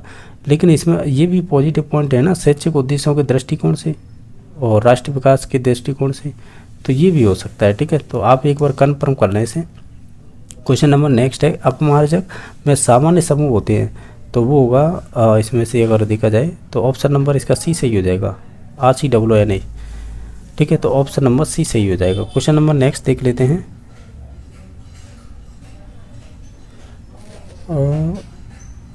ये सामान्य नहीं पूछ रहा है, ये अपमार्जक में सामान्य समूह कौन से होते हैं, तो ये ध्यान रखना। ऑप्शन नंबर एक हो जाएगा, माफ़ी चाहूँगा यहाँ पे, ऑप्शन नंबर फिर एक हो जाएगा। ये अपमार्जक की बात कर रहा है क्योंकि सोडियम और इसमें सल्फेट मिला हुआ है, तो यही होगा। ठीक है, तो ऑप्शन नंबर एक सही हो जाएगा। क्वेश्चन नंबर नेक्स्ट है कि जो डेटॉल होता है उसमें उपस्थित प्रतिरोधी होता है, तो उसमें उपस्थित प्रतिरोधी हो जाएगा, वो हो जाएगा क्लोरोजाइलेनोन। ऑप्शन नंबर इसका बी सही हो जाएगा। ये कह रहा है prokaryote fill in the blanks प्राणी जगत के अंतर्गत रखा गया है। जो भी प्रोकैरियोट जो भी जीव होते हैं उन्हें हम मोनेरा जगत में रखते हैं। क्वेश्चन नंबर 114वां है कि फाइकोलॉजी का अध्ययन किस में किया जाता है, यानी फाइकोलॉजी में किसका अध्ययन किया जाता है, शैवाल का। तो ऑप्शन नंबर एक सही हो जाएगा। ये कह रहा है कि यानी यहाँ पर पॉइंट लगा रखा है इसने, 10 किलोग्राम द्रव्यमान का एक वस्तु पर इतने न्यूटन यानी 25 न्यूटन और 16 न्यूटन के दो बल कार्य करते हैं, तो न्यूनतम त्वरण किसका होगा। तो इसमें से अगर देखा जाए न्यूनतम होगा, आप अगर 25 में से 16 घटाएंगे तो वो कितना आएगा, 9 आएगा। तो यही हो जाएगा इसका त्वरण, मीटर प्रति सेकंड हो जाएगा। वो अधिकतम पूछे तब इन दोनों को जोड़ देते, न्यूनतम है तो त्वरण, तो इसका ऑप्शन नंबर सी सही हो जाएगा। ठीक है, दो बराबर द्रव्यमानों को कणों के रैखिक आघूर्णों का अनुपात दे रखा है 2:3। इनकी गतिज ऊर्जाओं का अनुपात क्या होगा, इनका वर्ग कर दीजिएगा, 4 और 9 हो जाएगा। ऑप्शन नंबर ए सही हो जाएगा। एक इलेक्ट्रॉन आवेश है, इतना मान दे रखा है यानी कूलम, और ये किरण पुंज दे रखा है 16 मेगा एम्पियर, तब प्रति सेकंड कैथोड किरण नलिका की पर्दा पर इलेक्ट्रॉन का आघात करेगा। तो ये तो आपको निकालना ही होगा। इसका ऑप्शन नंबर वैसे बी सही आएगा राइट आंसर। बाकी अब नेक्स्ट क्वेश्चन देख लेते हैं।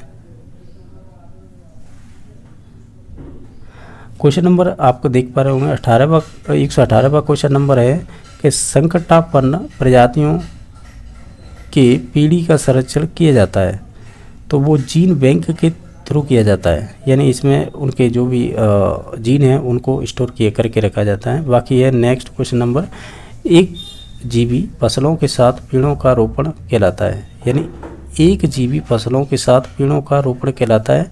उसे क्या कहेंगे, कृषि वानिकी कहेंगे या सामाजिक वानिकी कहेंगे, तो इसे हम कहेंगे कृषि वानिकी। तो ऑप्शन नंबर एक सही हो जाएगा।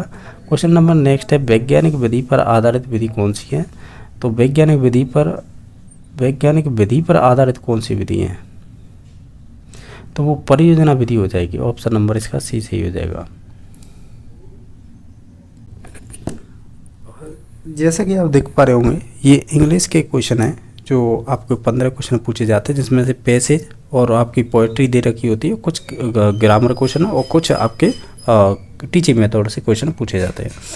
जिसमें से आप देख पा रहे होंगे क्वेश्चन नंबर आपका यहाँ पे एक पैसेज दे रखा है, 16 और 17 नंबर है, वो पैसेज के थ्रू ही आपके क्वेश्चन पूछे जाएंगे। आप इस पैसेज को पढ़ लीजिएगा, इसी के आधार पर आपका 16 नंबर क्वेश्चन दे रखा है। जैसे मैं इसे थोड़ा जूम कर लूँ,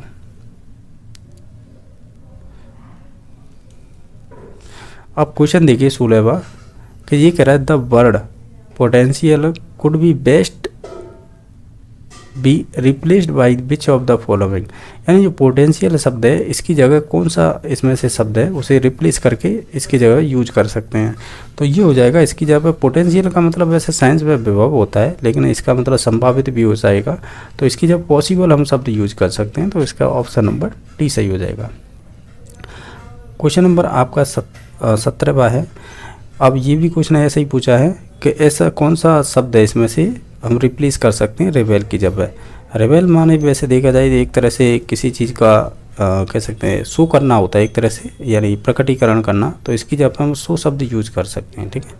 तो ऑप्शन नंबर इसका बी सही हो जाएगा। ये आपको एक पोइट्री दे रखी है, कविता, इसी के आधार पर क्वेश्चन का आंसर देना है। जो कह रहा है द लाइन सी डाइन, यानी C dine on the smell means, इसका मतलब क्या होगा। तो आप इस पोइट्री को पढ़ेंगे ना, तो इसका मतलब होगा हर फूड इज स्टेल, यानी आप ऐसे कह सकते हैं अगर इसका मतलब हर फूड इज स्टेल, यानी आप ऐसे कह सकते हैं उसका खाना कैसा था, उसका खाना बासी था। तो ऑप्शन नंबर इसका बी सही हो जाएगा। स्टेल मीन्स बासी होता है। क्वेश्चन नंबर नेक्स्ट देख लेते हैं, 19वां है, जैसा देख पा रहे हो। ये कह रहा है the women describe in the poem, यानी जो महिला है उसके बारे में किस प्रकार का इसमें कविता में वर्णन किया गया है या वर्णित की गई है। तो हम कहेंगे वो सैड थी और लॉनली, यानी वो अकेली थी, ठीक है। तो ऑप्शन नंबर इसका सी सही हो जाएगा। जब आप उस पोइट्री को पढ़ेंगे तो यही सेंस निकल के आएगा। क्वेश्चन नंबर नेक्स्ट है, और इसमें नीचे रह गया था क्वेश्चन ये वाला, ये रहा। क्वेश्चन नंबर 20 पूछ रहा है कि अपोजिट वर्ण बताइए। आप है बिमसीएल का, और बिमसीएल माने होता है सन की। सन की का विलोमार्थी क्या होगा। अब इसमें आपको चूज करना होगा इन ऑप्शनों के आधार पर। जैसे ये ऑप्शन दे रखे हैं आप देख पा रहे होंगे, और सन की का विलोमार्थी या कह सकते हैं अपोजिट वर्ण हो जाएगा इसमें से स्टेड माने होता है, या स्टेड बोल सकते हैं इसे, स्टेड को बोल सकते हैं हम स्थिर। और जबकि हमें पूछा क्या था, बिस्मिल का पूछा था, तो उसमें था आपका अभी तो देखा था बिस्मिल माने ये था आपका सन की। तो इसका ऑप्शन नंबर बी सही हो जाएगा, स्थिर, ठीक है। अब ये आपको रीड करना है, और sequence of sentence select correct option from code given every one know that, यानी आपको इसमें क्रमांक बताने हैं। आप अपनी मर्जी से इन्हें कोड को सजाइएगा किस प्रकार होंगे। तो पहले तो हो जाएगा, अगर आप है ये थोड़ा क्वेश्चन है ट्रिकी है, अपनी नॉलेज के आधार पर ही देना होगा। जैसे कि इट इज़ द डिफ़िकल्ट, यह बहुत कठिन है। तो एस किस में आ रहा है, इसमें भी आ रहा है, इसमें भी आ रहा है। आपको कैसे मालूम पड़ा कि मैं इसमें से एस पहले ले रहा हूँ, इसलिए ले रहा हूँ, मैंने ये पढ़ लिए थे और मुझे मालूम भी है इसमें यही क्रमांक इसमें सही बैठ रहा है, ठीक है, ऑप्शनों के आधार पर। और बाकी दूसरा हो जाएगा to go to the manager, यानी आप है जो आपका मैनेजर है उसके पास जाना, यानी उस मैनेजर के पास जाना बहुत कठिन है। आप ऐसे भी सेंस लगा सकते हैं जब क्रमांक इसमें लगाएंगे तो। और फिर उसके बाद हो जाएगा इसमें फिर हो जाएगा and tell him that he ought. फिर लास्ट में आएगा टू स्पीक मोर पोलाइटली या पोलाइटली बोलते हैं इसे। तो ऑप्शन नंबर इसका सी सही हो जाएगा। ये क्यू है यार, ओ नहीं है, ठीक है। तो ऑप्शन नंबर इसका सी सही हो जाएगा। अपोजिट वर्ड बताना है, एलिमिनेट करना होता है। तो हम एलिमिनेट का मतलब अब इसका अपोजिट वर्ड बताना है। तो वैसे देखा जाए एलिमिनेट का मतलब अलग करना या अलग थलग करना एक तरह से, या इसका और क्या अर्थ निकाल सकते हैं, या एक तरह से उसे उन्मूलन करना या हटा देना, एक तरह से ऐसे सेंस निकाल सकते हैं। तो इसका हो जाएगा इंक्लूड, यानी समावेश करना इसका। बोलो मारुति सही है, यही इंक्लूड हो जाएगा। क्वेश्चन नंबर 23 वह है, ये कह रहा है कि go straight to the station, यानी आगे सीधे जाइएगा। The identity the underline word, यानी इसका आपको पहचान करनी है ये क्या क्या है, यानी ये आपकी वर्ब है या कंजक्शन है या एडजेक्टिव है या एडवर्ब है। तो ये आपकी एडवर्ब हो जाएगी, ठीक है। तो ऑप्शन नंबर इसका फिर कौन सा हो जाएगा, इसका ऑप्शन नंबर आपका डी हो जाएगा। एडवर्ब को क्रिया विशेषण बोलते हैं, एडजेक्टिव को विशेषण बोलते हैं, कंजक्शन जो होते हैं आपके संयोजन जोड़ने वाले, वर्ब तो आप जानते हो क्रिया होती है। तो इसका ऑप्शन नंबर डी सही हो जाएगा।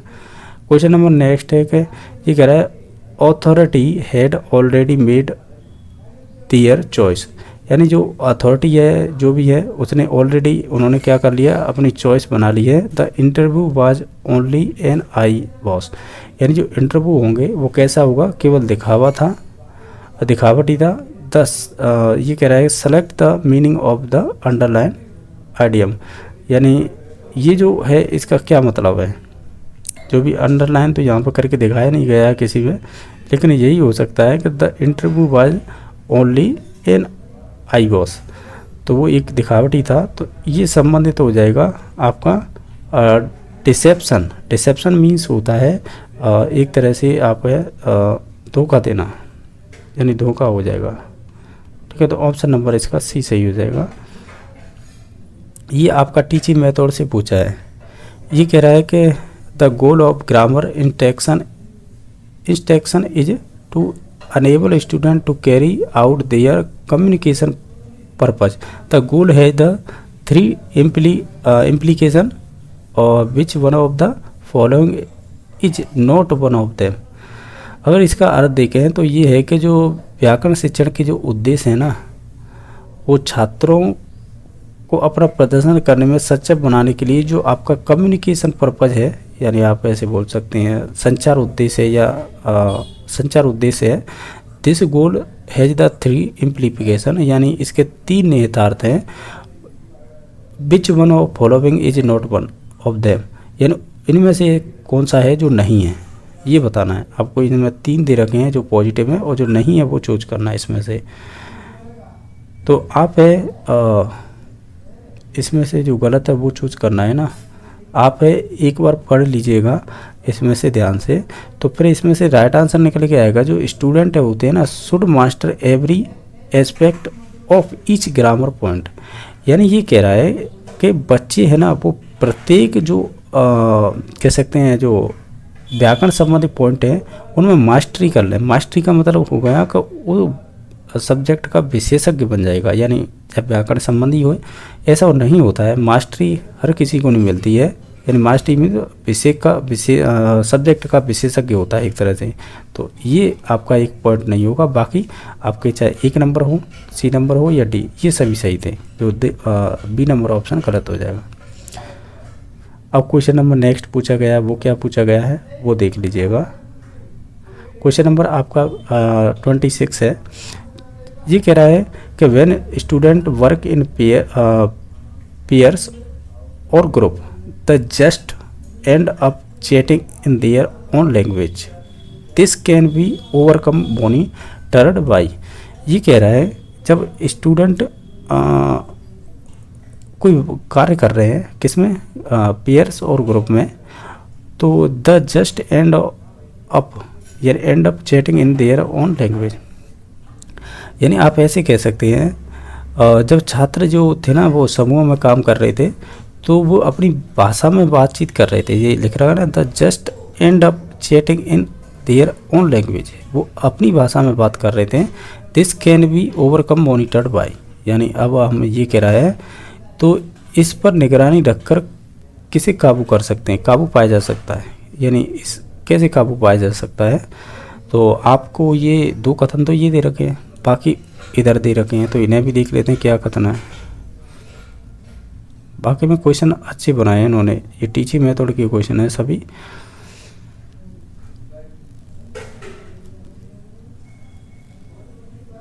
अब इसका राइट आंसर होगा वो देख लीजिएगा। इसका राइट आंसर हो जाएगा ना वो बी नंबर ऑप्शन हो जाएगा, यानी ये वाला।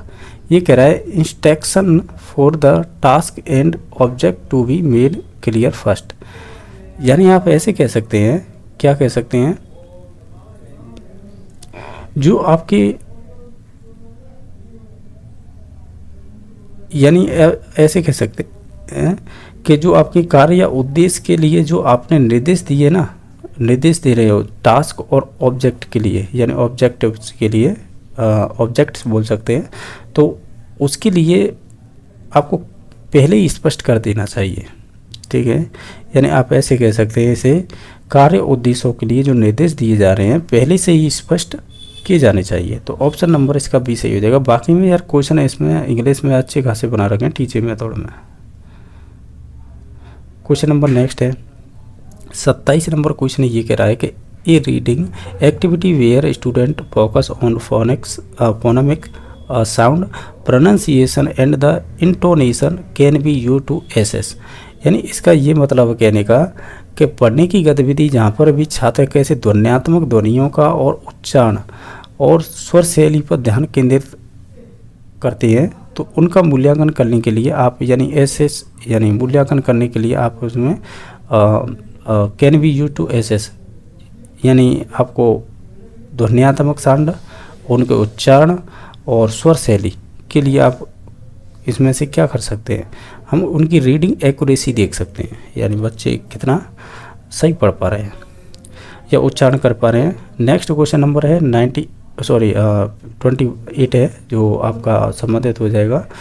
ये पूछा गया है कि while writing a student finds difficulty in the expressing or his or her view clearly due to lack of vocabulary, a possible solution would be which of the following. यानी ये कह रहा है कि बच्चे हैं लिखते समय बहुत सी शब्दावली है ना, उनकी कमी के कारण अपने विचार को स्पष्ट रूप से वो व्यक्त करने में कठिनाई महसूस कर रहे हैं, तो एक संभावित समाधान इनमें से क्या हो सकता है। तो यही तो करना है, ए possible solution would be which of following, इसमें से क्या एक इसका संभावित इसमें से हो सकता है, तो हम बताएंगे इसमें से समाधान क्या हो सकता है। आप इन सभी ऑप्शनों को अगर ध्यान से देखें तो इसका एक रीजन निकल के आएगा, ये समाधान कि motivate the student to read more, या बच्चों को मोटिवेट करेंगे अधिक पढ़ने के लिए। Story books and the teacher should take informal feedback about new words accounted. यानी आप ऐसे कह सकते हैं, बच्चों को पहले तो हम पढ़ने के लिए मोटिवेट करेंगे, और वो भी मोटिवेट करेंगे किसके लिए, स्टोरी बुक्स के लिए। और इसके लिए टीचर क्या कर सकता है, टीचर इनफॉर्मल फीडबैक दे सकता है। यानी ज़रूरी नहीं है कि आपको ऑफिशियल यानी जो किताबी ज्ञान है उसे बताए, उसके अनुभव हो सकते हैं, बाहरी दुनिया से संबंधित तो उसके फीडबैक हो सकते हैं। उसे अबाउट न्यू वर्ड्स एनकाउंटेड यानी उसके बच्चों को समझाने के लिए वो यूज कर सकता है। तो ऑप्शन नंबर सी सही हो जाएगा। क्वेश्चन नंबर आपका 29 नंबर है। अब 29 नंबर क्वेश्चन क्या कह रहा है, ये कह रहा है कि a short text is read aloud and then students visualise that what the passage describes, then they tell the teacher about their visualisation और draw a picture the activity assess students. और ये क्वेश्चन ये कहने वाला है कि ये कह रहा है ए short text is read allowed, यानी आप कह सकते हैं इसे कोई शॉर्ट टेक्स्ट है उसे कैसे पढ़ना है, अलाउड पढ़ना है। देन स्टूडेंट विजुअलाइज, फिर बच्चों को सोचने के लिए आपको बोर्ड भी पैसे डिस्क्राइब यानी जो आपने वर्णन किया है पैसे समझे उसे विजुअलाइज करने के लिए कहेंगे। Then they tell the teacher about their visualisation और ड्रॉ ए पिक्चर, जो उसके दिमाग में जो विजुअलाइजेशन चल रहा था उसका वो ड्रॉ यानी कोई चित्र वगैरह बनाएगा, पिक्चर बनाएगा। The activity as a student, और ये जो एक्टिविटी है या जो गतिविधि है इसका मूल्यांकन आप कैसे करेंगे, तो इनके आधार पर बताएंगे। तो हम ये कहेंगे जो भी ये करवाया जा रहा है तो इससे आपका जो डेवलपमेंट होगा वो आपका क्या हो सकता है इसमें से? तो हम कहेंगे, अगर आपने इसका अर्थ भी सेंस से निकाला होगा तो हम कहेंगे वो लिसनिंग कम्प्रहेंशन, यानी जो आप सुनने की आपकी जो समझ है उसे विकसित करने के लिए ऐसा कर रहे हैं, क्योंकि उसने पहले ही बोल दिया था शॉर्ट टेक्स्ट इज रीड कैसे लाउडली। फिर उसके बाद उसका विजुअलाइजेशन करना, आप जो भी दिमाग में चित्र बनने हैं उसे फिर आप ड्रॉ के थ्रू या पिक्चर के थ्रू उसे कह सकते हैं विजुअलाइजेशन करना। इस प्रकार का था क्वेश्चन। ऑप्शन नंबर 20 सही हो जाएगा। क्वेश्चन नंबर लास्ट है, ये कह रहा है आपसे कि new technology is the become and the integral part of our social fabric, this is reflect in the classroom when student are. यानी ये क्वेश्चन ये कह रहा है कि जो आजकल की जो नई तकनीक हमारे जो सामाजिक ताने बाने का अभिन्न अंग बनती जा रही हैं, तो कक्षा में आप है इसे परिलक्षित हो रही है, यानी जो स्टूडेंट है उनमें भी दिखाई दे रही है। तो जब छात्र होते हैं तो आप कह रहे हैं कि ये आपके क्लासरूम में भी रिफ्लेक्ट हो रही है। तो व्हेन स्टूडेंट आर, तो स्टूडेंट आप क्या करें या उनके लिए हम क्या कर सकते हैं या कोई अपना लॉजिक दे सकते हैं, तो हम कहेंगे actively searching for answer using computer. यानी आप ऐसे कह सकते हैं कंप्यूटर का उपयोग करके सक्रिय रूप से उत्तर खोजना। ठीक है, ऑप्शन नंबर इसका ये सही हो जाएगा। आपका नेक्स्ट पोर्शन है वो हिंदी से संबंधित है। इसमें देख लीजिएगा, आपको एक गद्यांश दे रखा है, इस गद्यांश के आधार पर ही आपको आंसर लगाने होंगे। तो देख लीजिएगा एक बार गद्यांश को कंप्लीट, क्योंकि एक बार सरसरी नज़रों से देख लेंगे तो आंसर लगाने में कोई प्रॉब्लम नहीं आएगी।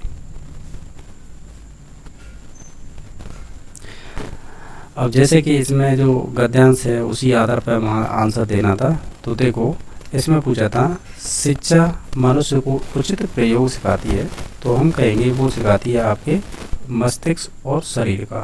ठीक है, तो ऑप्शन नंबर 1 सही हो जाएगा। आप गद्यांश पढ़ेंगे ना, उसी में दे रखा था। क्वेश्चन नंबर आपका नेक्स्ट है वो है आपका 47 नंबर क्वेश्चन। ये कह रहा है जो शिक्षा गंभीर चिंतन न दी वह कैसी होती है। वो कह सकते हैं वो कैसी होगी, जो शिक्षा गंभीर चिंता न दे वो है कैसी होगी। इसमें अगर ऑप्शनों को देखें तो वो होगी व्यर्थ। ठीक है, बेकार होगी। क्वेश्चन नंबर आपका नेक्स्ट है 48 नंबर, कैसी शिक्षा मनुष्यों के लिए लाभकारी होगी। आप जब गद्यांश पढ़ेंगे ना तो उसमें दे रखा था जो मनुष्य को कैसी सुसंस्कृत बनाए, तो ऑप्शन नंबर सी सही हो जाएगा। क्वेश्चन नंबर आपको 49 पूछा गया था कि जो चरित्रहीन स्नातक है उससे अच्छा कैसा व्यक्ति होना चाहिए, यानी जो चरित्रहीन स्नातक है उससे अच्छा कैसा व्यक्ति है। जब हम गद्यांश पढ़ रहे थे ना, उसमें एक लाइन दे रखी अनपढ़ मजदूर होंगे। ठीक है, ऑप्शन नंबर ए सही होगा। क्वेश्चन नंबर नेक्स्ट है, शिक्षित व्यक्तियों को अधिकारों के अतिरिक्त और किस बात पर ध्यान रखना चाहिए। तो ये आप जब गद्यांश पढ़ रहे थे ना उसमें दे रखा था, क्या दे रखा था कि उत्तरदायित्व के बारे में दे रखा था। ठीक है, तो ऑप्शन नंबर 4 सही हो जाएगा। क्वेश्चन नंबर नेक्स्ट है, इनमें से क्रिया विशेषण कौन सा होता है, यानी क्रिया की विशेषता बताने वाले को क्रिया विशेषण कहते हैं। तो जैसे राम स्कूल जाता है, राम स्कूल तेज जाता है, या कोई और चीज़ एग्जाम्पल ले सकते हैं। तो तेज क्या हो जाएगा, एक विशेषण हो जाएगा, क्रिया विशेषण।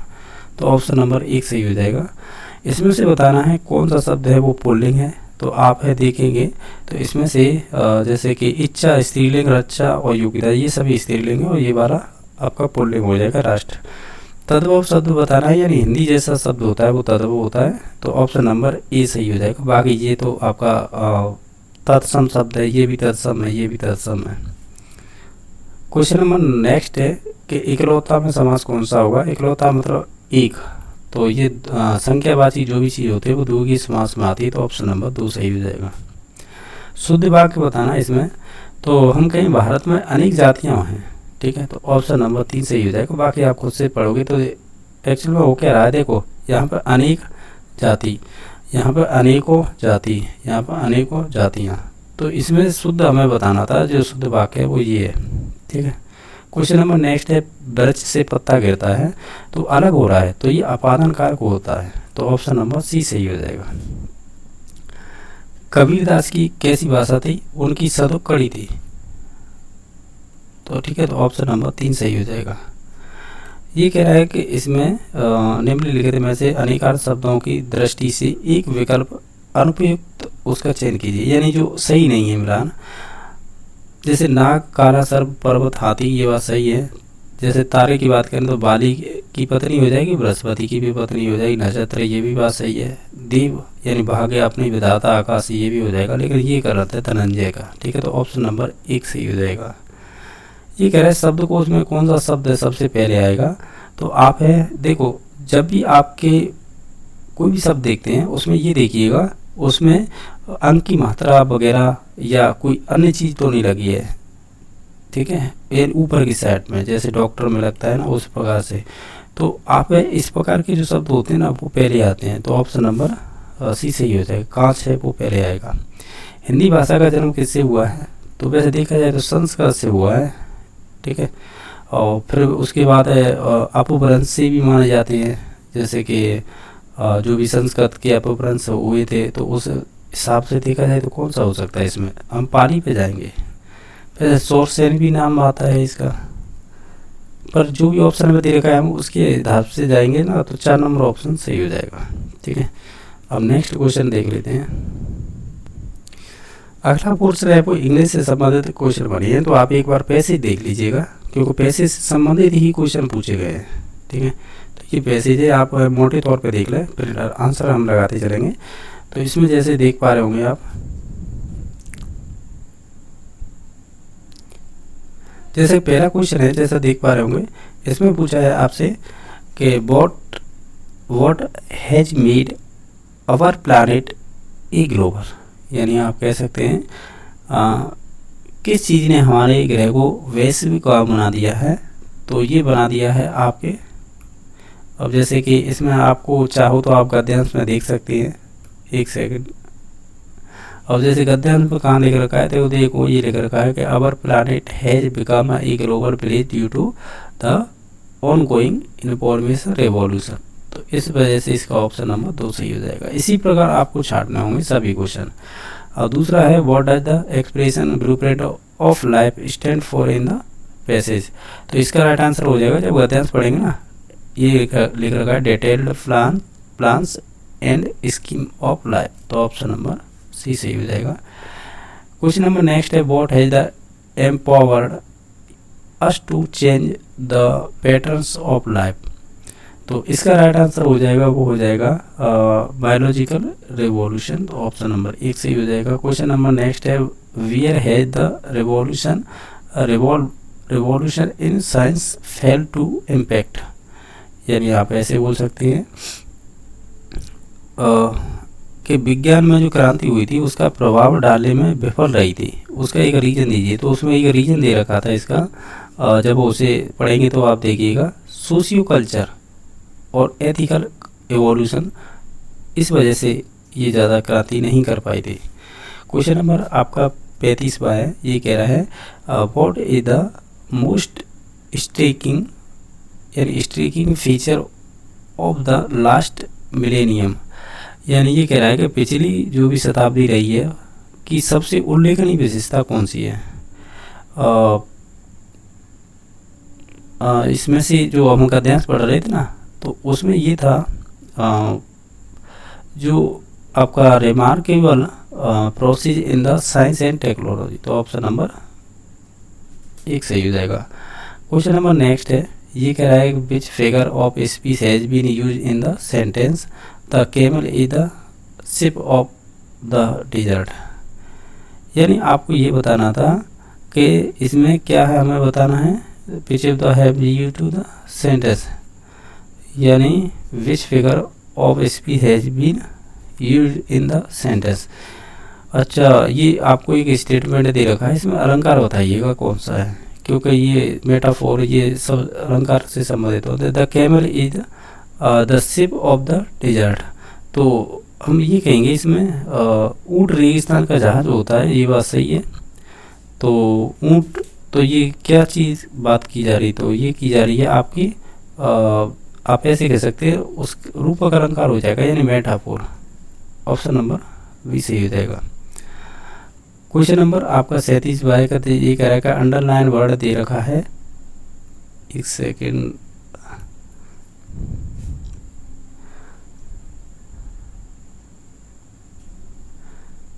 और ये क्वेश्चन नंबर है जो आपका 37वां क्वेश्चन है जो आपका पूछा गया है। ये कह रहा है the underline words amorous in the sentence Edmund Spenser road many amorous poems means.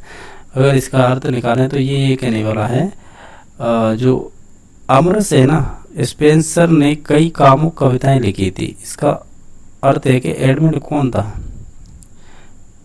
जो एडमंड था वो कौन था, तो वो यानी उसने ये सारी कह सकते हैं कविताएं लिखी हैं, जैसे एरोमस, जिसे हम अमरमस बोल सकते हैं, अमर अस, ठीक है। तो ये पोएम लिखी है, वो किसने लिखी है, तो ये लिखी है आपकी एडमंड ने। और ये किससे संबंधित है, तो ये संबंधित हो जाएंगे आपकी यानी लव से। तो ऑप्शन नंबर 1 सही हो जाएगा। क्वेश्चन नंबर नेक्स्ट है which of the following language skill of English has been the ignored in government school in India. अच्छा, ऐसी कौन सी, अच्छा ये कह रहा है कि English has been ignored in government of school in India, यानी कौन कौन सी चीज़ है वो इंग्लिश मीडियम स्कूल में इग्नोर करी जाती हैं। यही तो कह रहे हैं गवर्नमेंट स्कूल इन इंडिया, कौन से स्किल हैं वो जो आपके इग्नोर किए जाते हैं। अगर इन ऑप्शनों को ध्यान से देखें तो हम कहेंगे आपकी जो लिसनिंग है ना और आपकी स्पीकिंग है, इनको इग्नोर किया जाता है। नेक्स्ट क्वेश्चन नंबर है, यानी ये जो क्वेश्चन था ना इससे पहले वाला, ये वाला, ये आपका संबंधित है आपकी जो पेडागोजी आती है ना इंग्लिश की, उससे संबंधित है ये, ठीक है। नेक्स्ट क्वेश्चन नंबर है आपका, आपको ये बताना है जो आपका इसका विलोमार्थी बताना है किसका, एम्बुगस का, एम्बिगुअस बोल सकते हैं, एम्बिगुअस। और एम्बिगुअस इसका आपको कह सकते हैं एंटोनमी बताना है। तो क्या होगा इसका, इसका हो जाएगा यानी क्लियर, स्पष्ट। ऑप्शन नंबर इसका बी सही हो जाएगा। क्वेश्चन नंबर नेक्स्ट देख लेते हैं। ये कह रहा है कि इनडायरेक्ट स्पीच ऑफ, ये दे रखा है और आपको चेंज करना है डायरेक्ट में। अच्छा, डायरेक्ट इनडायरेक्ट में ही चेंज करना है ये वाला, ठीक है। तो ये हो जाएगा, क्या हो जाएगा कि he said to me, he asked me, WH है तो what my name was, what your name, तो ये हो जाएगा what my name was. Option number 3 सही हो जाएगा। क्वेश्चन नंबर 41 पर है, इसमें आपको बताना है फोनेटिक्स क्या चीज़ होती है। ये सब टीचिंग मेथड में आ गया क्वेश्चन।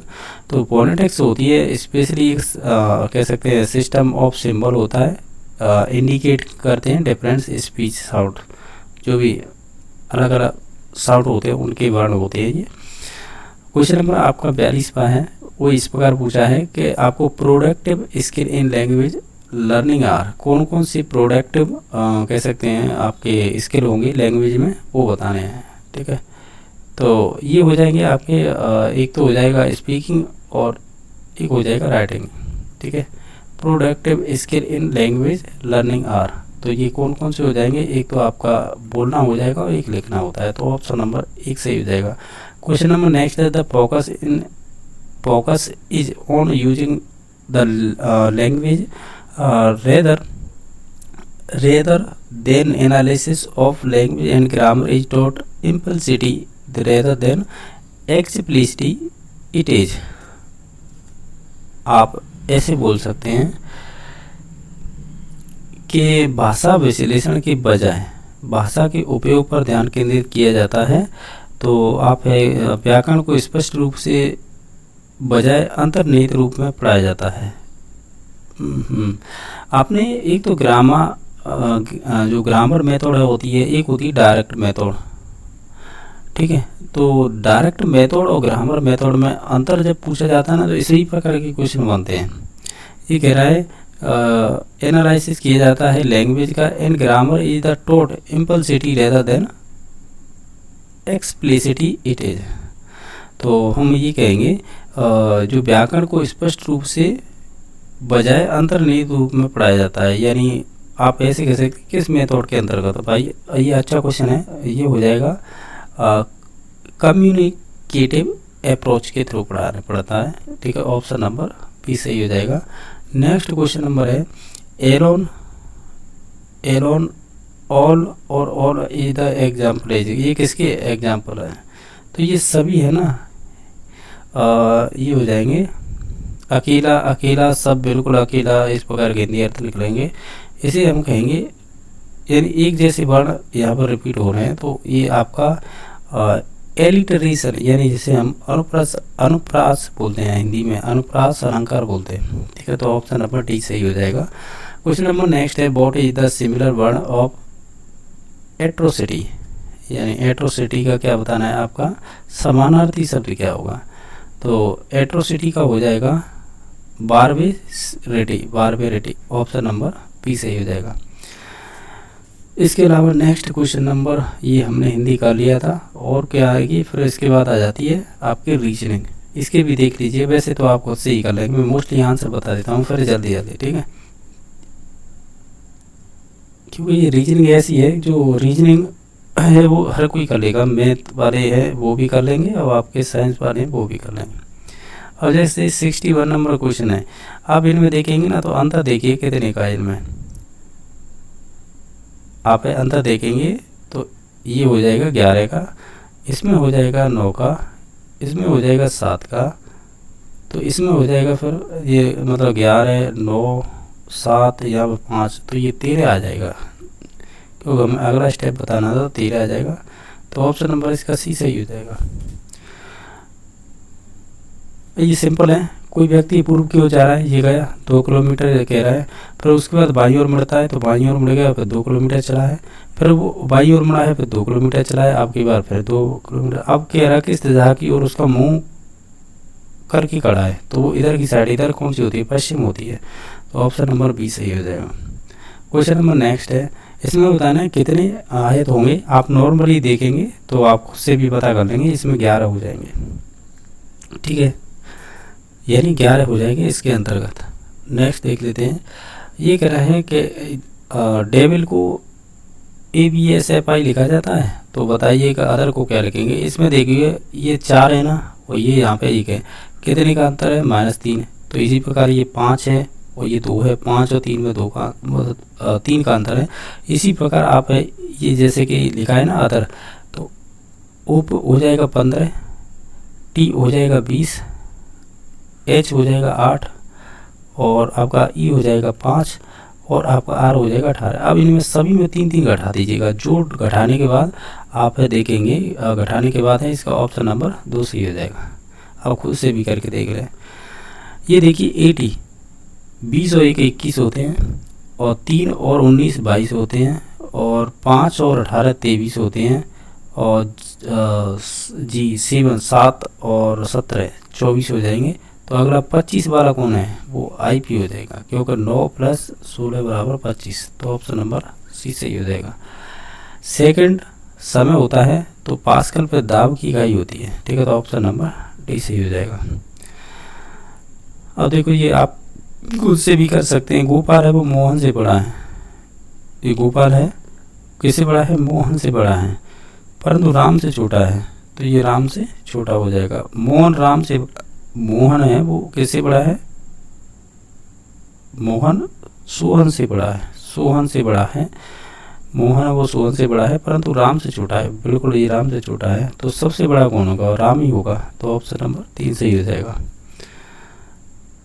अब क्या आ गया, ये आ गया ये 6 पुस्तक एक दूसरे के ऊपर रखी हुई हैं, इस प्रकार का क्वेश्चन है। ये कह रहा है कि जीव विज्ञान की पुस्तक है भौतिकी पुस्तक के ठीक नीचे रखी है, यानी जीव विज्ञान की जो पुस्तक है ना, वो आपके भौतिकी पुस्तक के नीचे रखी हुई है। देखो ये आप खुद से भी कर लेंगे ना, तो भी कोई प्रॉब्लम नहीं आएगी, इसे आराम से कर सकते हैं क्वेश्चन को, ठीक है। तो मैं आंसर बता देता हूँ डायरेक्ट ही। इसका आ जाएगा कौन सी पुस्तक दूसरे स्थान पर होगी, तो वो रसायन शास्त्र होगी। कौन सी पुस्तक नीचे से चौथी होगी, तो वो नीचे से चौथी होगी वो होगी आपकी वो भूगोल होगी। ठीक है, तो ऑप्शन नंबर बी सही हो जाएगा। ये कह रहे हैं रसायन शास्त्र और मानव शास्त्र के बीच में कौन सी पुस्तक होगी, ये भी अच्छा क्वेश्चन है। ये हो जाएगी आपकी भूगोल। ठीक है, तो ऑप्शन नंबर बी सही हो जाएगा। क्वेश्चन नंबर नेक्स्ट है, ऐसे ये 6 ना, 6 का वर्ग करो वो 36 और 4 40, यानी 36 का वर्ग कर लीजिएगा और इन्हें जोड़ दीजिएगा 40।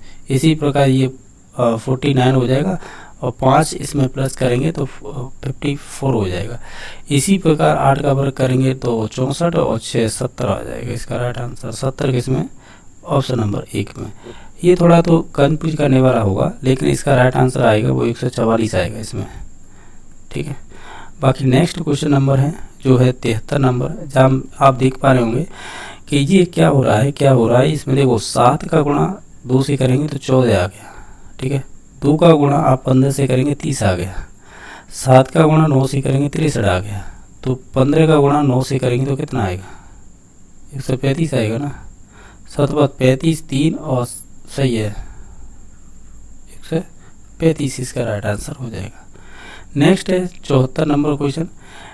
इसे देखो कैसे कर सकते हैं, आप अपने लॉजिक से कर सकते हैं। 0 में अगर 6 जोड़ेंगे तो 6 ही रहेगा, 6 में 4 जोड़ेंगे 10 और 10 में 2 जोड़ेंगे 12। इसी प्रकार करेंगे, जैसे 10 में 2 जोड़ेंगे 12, 12 में 8 जोड़ेंगे तो 20, 20 हो जाए 26। इसी प्रकार आप जोड़ेंगे तो इसका राइट आंसर 40 आएगा।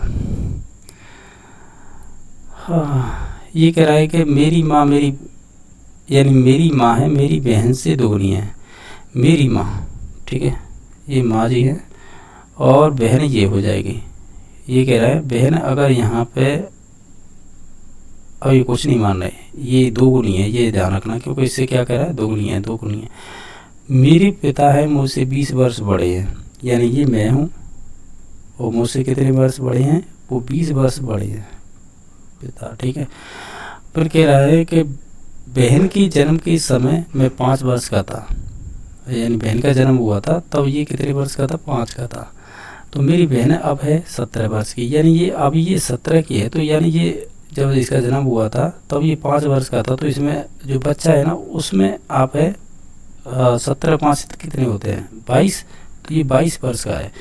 लेकिन फिर ये कह रहा है कि मेरे माता पिता की आयु में अंतर बताइए, यानी जो इसकी माँ है उसमें और पिता में। तो एक चीज़ ध्यान रखना है कि अगर बहन की उम्र 17 आ गई तो इसकी माँ की उम्र है वो बेटी से दोगुनी है, तो ये 34 हो जाएगी। अगर मेरी आयु 22 है, ठीक है, मेरी 17 5 22 सही है। और अपने पिताजी से कैसे बता रहे थे, मेरी बहन 20 वर्ष बड़ा है, यानी मेरे पिता मुझसे 20 वर्ष बड़े हैं। तो यहाँ पे 22 का ये हो जाएगा, तो 20 ज़्यादा है तो 42 के हो जाएंगे। अब देख लो माँ और ये पिता, इन दोनों में अंतर कर लीजिएगा। इनमें दोनों में अंतर आएगा कितने का, 34 4 वो 34 से 4 ही 2 42, 8 वर्ष का अंतर आएगा। ऑप्शन नंबर डी सही हो जाएगा। सही है ना, डी हो जाएगा। अब इसके बाद मैथ के क्वेश्चन आ जाते हैं, लेकिन हम इसे ना करके हम पहले करेंगे साइंस के क्वेश्चन। ठीक है, इससे पहले हम करेंगे साइंस के क्वेश्चन। एक साइंस के देख लेते हैं उसके बाद, क्योंकि मैथ के थोड़े क्वेश्चन टफ थे इसमें। ठीक है, तो हम जूलॉजी से स्टार्ट करेंगे, क्योंकि जूलॉजी बॉटनी आसानी आती हैं। ठीक है, ठीक है,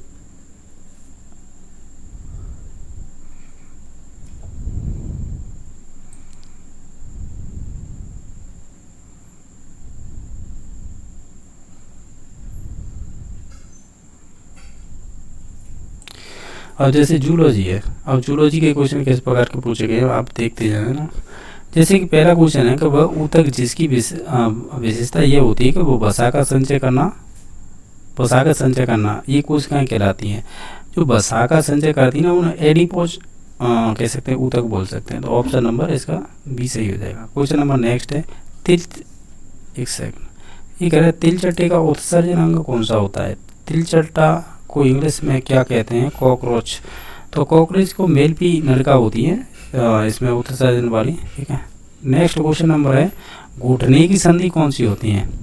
जो कोनी की होगी ना, अपना कोनी मिलता है वो वाली, यानी वन साइडेड हम घुमा सकते हैं और दूसरी साइड नहीं घुमा सकते, तो वो हिंज संधि होगी। ऑप्शन नंबर बी सही हो जाएगा, ठीक है। नेक्स्ट क्वेश्चन नंबर है, ये कह रहा है कि मानव के गर्भ की आधिकारिक मुख्य अंग प्रणाली कब तक विकसित हो जाती है? यानी मोस्टली मुख्य अंग प्रणाली हो जाएगी वो आपकी 12 सप्ताह के अंत तक हो ही जाती है मोस्टली। नेक्स्ट क्वेश्चन नंबर है कि डाउन सिंड्रोम का कारण क्या होता है? डाउन सिंड्रोम होता है, यानी आप ऐसे कह सकते हो जो आप 21वीं गुणसूत्री की एकाधिकता के कारण होता है, ऐसे ही बोल सकते हैं। तो ऑप्शन नंबर इसका 5 का हो जाएगा, डी नंबर, ठीक है। नेक्स्ट देख लेते हैं, 6 नंबर क्वेश्चन है, बीटी टॉक्सिन क्या है? तो ये आपका एक इंट्रासेलुलर क्रिस्टलाइन प्रोटीन होती है, यानी क्रिस्टली प्रोटीन होती है। तो ऑप्शन नंबर 1 सही हो जाएगा। क्वेश्चन नंबर नेक्स्ट है कि पोलियो वैक्सीन का मानव पर प्रयोग के पूर्व उसकी सुरक्षा का परीक्षण निम्नलिखित में से किस पराजीनी प्राणी पर किया गया था? तो वो आपका किया गया था पराजीनी चूहा पर। ऑप्शन नंबर सी सही हो जाएगा। ये कह रहा है कि जोरदार व्यायाम के बाद थकान का कारण किस तत्व का जवाब होता है? तो वो ऑक्सीजन की कमी हो जाती है ना, तो वो लैक्टिक एसिड में परिवर्तित हो जाता है। क्वेश्चन नंबर नेक्स्ट है कि 9 नंबर है कि XXY लिंग गुणसूत्र वाले व्यक्ति कहे जाते हैं, तो ये कहे जाते हैं आपके क्लाइनफेल्टर। तो ऑप्शन नंबर बी सही हो जाएगा। ये कह रहा है पोषक तत्व की अवशोषण कहाँ पर होती है? अब जहाँ पर एब्जॉर्ब की बात आती है तो वो छोटी आंत आती है, यानी small intestine. Question number next है, ट्रिप्सोनोजन एंजाइम का स्राव कहाँ से होता है? तो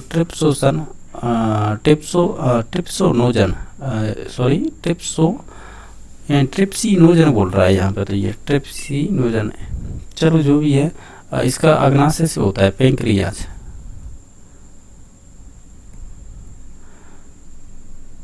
ठीक है, पेंक्रियाज से निकलेगा, ये है ट्रिप्सिनोजन, ठीक है।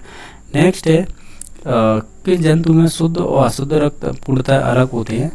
तो ये कुछ जो उच्च प्राणी होंगे रीढ़ हड्डी वाले उनमें भी होते हैं और ये मछली में भी पाए जाते हैं, ठीक है, ये ध्यान रखना है। तो ऑप्शन नंबर 1 सही हो जाएगा। क्वेश्चन नंबर 13 है, कौन सा मुख्य ऊतक शरीर को संरचनात्मक ढांचा प्रदान करता है? तो वो आपकी हड्डी करेगी, ठीक है। तो ऑप्शन नंबर 4 सही हो जाएगा। क्वेश्चन नंबर नेक्स्ट है कि रक्तचाप नियंत्रित होता है, तो वो आपकी एड्रीनल ग्लैंड्स है ना, उसके द्वारा होता है। तो ऑप्शन नंबर 1 सही हो जाएगा। अब कह रहा है क्री डू चैट किस क्रोमोसोमल विपतन के कारण होता है? तो यानी उसका एक तरह से डिलेशन होता है, डिलेशन मतलब हटना, तो उसकी वजह से होता है। तो ऑप्शन नंबर इसका सी सही हो जाएगा। इसके बाद देख लेते हैं बॉटनी के क्वेश्चन किस प्रकार के पूछे गए थे। इसके बाद है बॉटनी, ये बॉटनी है, शायद वही है। क्वेश्चन नंबर आपका है बॉटनी से, पहला नंबर क्वेश्चन है कि सभी एक कोशिकीय यूकैरियोटिक को रखा गया है। इसमें जैसे क्लेमाइडोमोनास, यूरोथ्रेक्स, ये सभी क्या है, एक कोशिकीय यूकैरियोटिक होते हैं, जिन्हें प्रोटिस्टा के अंतर्गत रखा जाता है। तो ऑप्शन नंबर इसका बी सही हो जाएगा। क्वेश्चन नंबर नेक्स्ट है, द्विनिषेचन एक विशेष लक्षण किसका होता है? तो ये आवृत्ति होते हैं ना, एंजियोस्पर्म, ये उनकी विशेषता होती है। तो ऑप्शन नंबर डी सही हो जाएगा। ये रटने वाली चीज़ें हैं, जब आप बॉटनी पढ़ेंगे ना, तो जब आप जो जाइलम फ्लोएम पढ़ते हैं हम, उसके अंदर उनकी संरचनाओं को, चाहे वो रूट की हों या लीव की हों और या स्टेम की हों, तो हम देखते हैं उनकी जड़ों में पाया जाता है ये एक सार्च बोलते हैं इसे इंग्लिश देखेंगे तो इसमें दे रखा है यहाँ पे एक चार्क, ये वाले देखो, ये रटने वाली चीज़ें, ये जब आप ग्रेजुएशन करते हैं ना उस टाइम पे पढ़ी जाती हैं ये बॉटनी के अंतर्गत। हालांकि देखा जाए तो 11वीं-12वीं में भी दे रखी हैं ये। क्वेश्चन नंबर नेक्स्ट है, ईस्ट के विकास का कोशिका चक्र कैसा होता है? तो वो 90 मिनट का होता है। तो ऑप्शन नंबर डी सही हो जाएगा।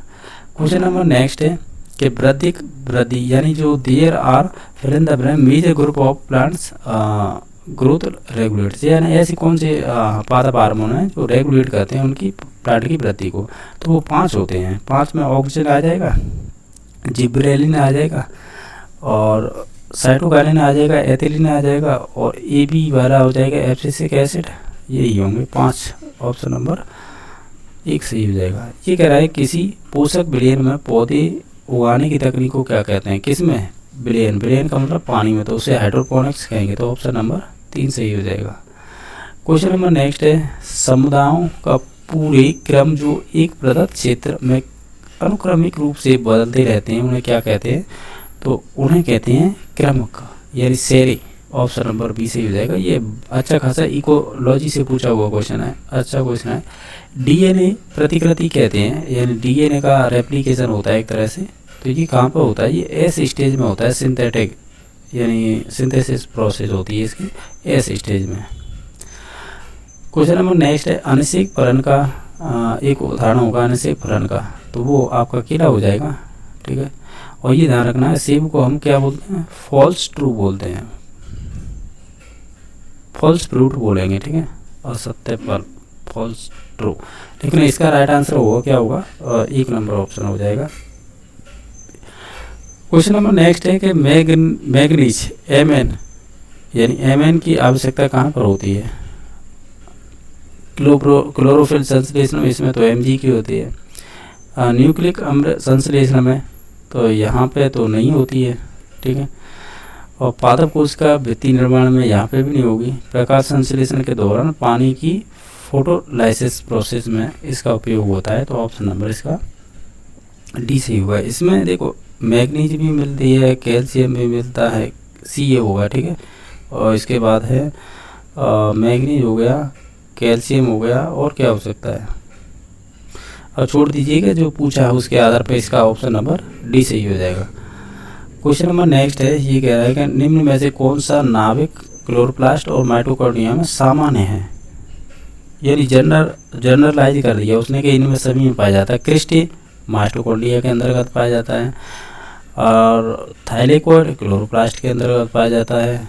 कार्बोहाइड्रेट, तो कार्बोहाइड्रेट यानी आप कह रहे हो कार्बोहाइड्रेट मेटाबॉलिज्म, अगर देखा जाए तो तीनों में पाया जाए वो हो जाएगा आपका न्यूक्लिक अम्ल हो जाएगा, ऑप्शन नंबर बी सही हो जाएगा। ये कह रहा है लैम ब्रुश गुणसूत्र किस विशिष्ट अवस्था में पाए जाते हैं, तो ये पाए जाते हैं आपकी जो मियोटिक प्रोपेज अवस्था होती है ना उसमें पाए जाते हैं, ऑप्शन नंबर बी सही हो जाएगा। क्वेश्चन नंबर नेक्स्ट है पॉली एडेलपस के शब्द किससे संबंधित है, तो ये आपकी एंड्रोसियम से संबंधित है, पुरुष यानी पुरुष पोकेसर से संबंधित है। नेक्स्ट है कि फैटी एसिड के लिए RQ कितना होता है, यानी श्वसन गुणांक बताना है। फैटी एसिड यानी यहाँ पे वसा, तेल, इन चीज़ों की बात कर रहे हैं, तो हम ये 1 से कम होता है ना, 1 से कम होगा ये, तो ऑप्शन नंबर बी सही हो जाएगा। क्वेश्चन नंबर नेक्स्ट है कि एवन पीढ़ी के एक पौधे का जो जीनोटाइप है वो ये वाला है, तो इस पौधे से स्वयं बनने पर F2 पीढ़ी में फिनोटाइप क्या होगा, यानी यहाँ पे ये तो जीनोटाइप दे रखा है लेकिन पूछा इसने फिनोटाइप है, इसका फिनोटाइप हो जाएगा ऑप्शन नंबर डी, यानी 27:3:9 और 3:2:1 ये वाला अनुपात होता है फिनोटाइप का, ऑप्शन नंबर इसका डी सही हो जाएगा। इसके बाद और किसके क्वेश्चन आएंगे, केमिस्ट्री और बची है उसे वो देख लीजिएगा, फिर उसके बाद मैथ रह गया है, ठीक है।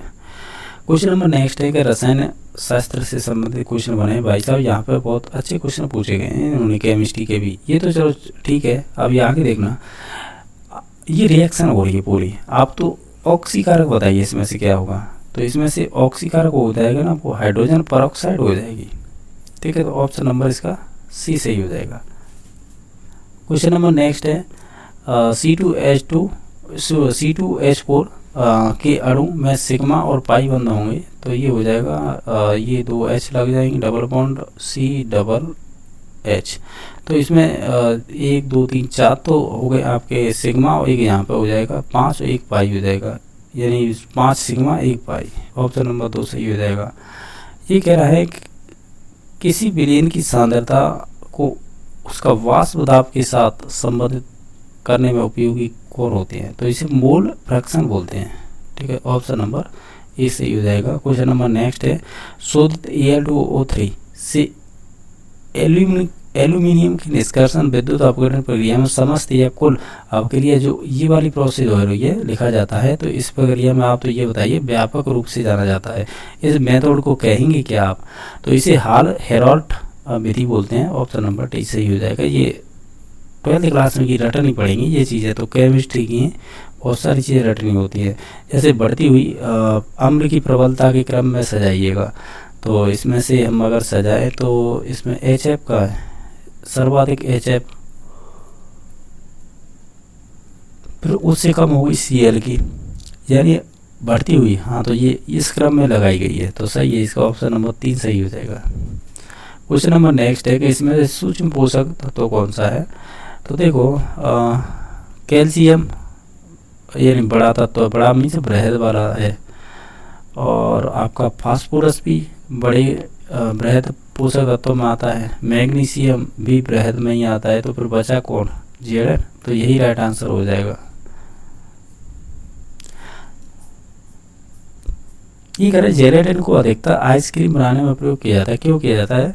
इससे क्या होता है, जो कोलाइड होते हैं ना, इसे एक जगह तो सुदृढ़ हो जाते हैं और उनके जो मुलायमपन है वो क्रिस्टलीकरण में मतलब क्रिस्टलीकरण को रोकने के लिए होता है, यानी सॉफ्ट बनाए रखने के लिए, यानी कोलाइड को तो सुदृढ़ करने के लिए, लेकिन क्रिस्टलीकरण को रोकने के लिए जेलेटिन का अधिकतर आइसक्रीम में उपयोग किया जाता है। भूपाटी में सबसे प्रचुर मात्रा में कौन सी धातु पाई जाती है? तो वो आपकी एल्यूमिनियम पाई जाती है। कुछ क्वेश्चन तो बिल्कुल एन सिंपल पूछे हैं, कुछ अच्छे खासे पूछे इन्होंने। क्वेश्चन नंबर नेक्स्ट है, समुद्र के पानी को ताजे पानी में फिल इन द ब्लैंक्स बदला जा सकता है। तो ये आपकी रिवर्स ऑस्मोसिस के द्वारा बदला जा सकता है। ठीक है, तो ऑप्शन नंबर डी सही हो जाएगा। ये कह रहा है कि परावैंगनी प्रकाश की अभिक्रिया से उत्पन्न होता है, ये ओजोन प्राप्त होगी, यानी परावैंगनी प्रकाश की अभिक्रिया से ओजोन प्राप्त होगी, क्योंकि ओजोन जो समता मंडल की बात करते हैं ना, तो आपकी ऑक्सीजन होती है वो गैस होती है, जब इस पर परावैंगनी विकिरण पड़ती है ना अल्ट्रावायलेट, तो ये टूट जाती है ऑक्सीजन में, यानी परमाणु अलग अलग में, और फिर इससे आके आपकी O2 मिल जाएगी और इससे मिलेगी तो O3 बन जाएगी। तो ये होता है। नेक्स्ट है, ये कह रहा है कि आप इसकी संरचना बताइए। अब इसकी संरचना कैसे होगी? ऐसे ही तो होगी? नहीं, इसकी संरचना सिसो फॉर्म बनाते हैं ना, तो ये हो जाएगी F F F F, तो हम इसे बोलते हैं वर्ग समतलीय स्ट्रक्चर बोलेंगे, तो ऑप्शन नंबर सी सही हो जाएगा। ये कह रहा है कि कौन सा एक अणुसंघ के गुणधर्म नहीं है? निम्न में से कौन सा एक अणुसंघ के गुणधर्म नहीं है? तो हिमांक हो जाएगा। द्रव में किसी गैस की विलेयता बढ़ती है कब? ये अच्छा क्वेश्चन है, इस प्रकार के क्वेश्चन हमने देखा है, बहुत बार पूछे जाते हैं। तो ये हो जाएगा आपका, यानी द्रव में किसी गैस की विलेयता बढ़ा सकते हैं, तो आप ऐसे कीजिएगा, उसे प्रेशर दबाइएगा, यानी दाब बढ़ाइएगा, तब होगा ऐसे। भी ऑप्शन सही हो जाएगा। जब बर्फ जल में पिघलता है तो उसकी एंट्रोपी क्या होती है? यानी जल है जब बर्फ है जल में पिघलती है, ऐसे बोल सकते हैं। बर्फ जब जल में पिघलेगी तो एंट्रोपी क्या होगी? तो उसकी एंट्रोपी बढ़ेगी। ठीक है, यानी उसकी एंट्रोपी बढ़ेगी।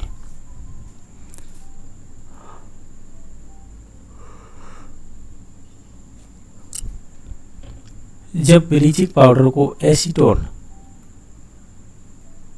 CH3 CO CH3 यही होता है ना एसीटोन, एसीटोन के साथ आश्रित किया जाता है, तो प्राप्त उत्पाद क्या होता है? तो वो क्लोरोफॉर्म प्राप्त होता है, जिसे ट्राइक्लोरोमेथेन बोलते हैं, या TMC। तो ऑप्शन नंबर बी प्राप्त होगा इससे। और ये भी हो गया। आप एक बार गणित के होते लिख लीजिएगा, क्या राइट आंसर हो जाएंगे, जिससे कंप्लीट हो जाएगा इस साइंस मैथ का। और फिजिक्स भी छूट रही है, तो चलो फिजिक्स भी देख लेते हैं।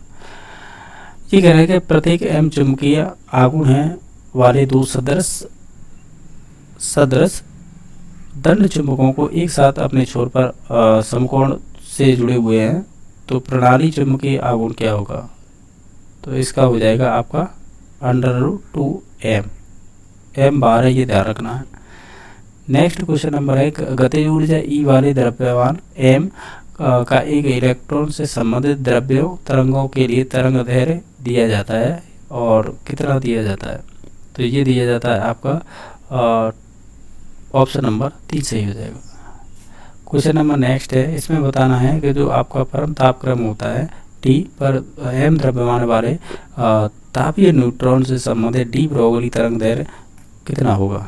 तो ये संबंधित होगा आपका 3 नंबर ऑप्शन, यानी h/√3m kT।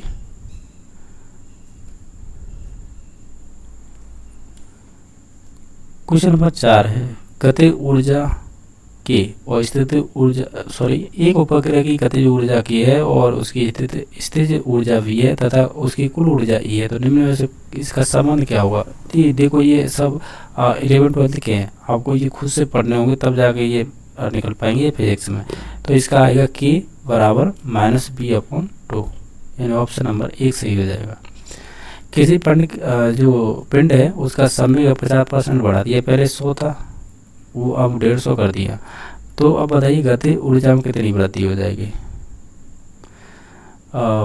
इसमें हो जाएगी, इसका वर्ग होकर ये हो जाएगी 150 × 150/100। तो पंदे का वर्ग कितना होता है 225। तो ये हो जाएगी 125% अधिक हो जाएगी, क्योंकि ये 100 थी, अब इसे बढ़ के 225 कितनी वृद्धि होगी 125% की। तो ऑप्शन नंबर डी सही हो जाएगा।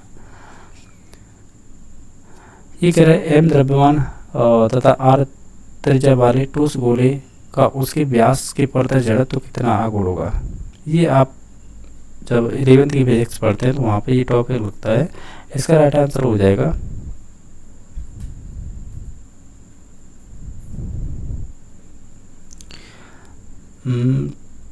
6 नंबर क्वेश्चन का राइट आंसर हो जाएगा ये वाला ऑप्शन 2/5 mr²।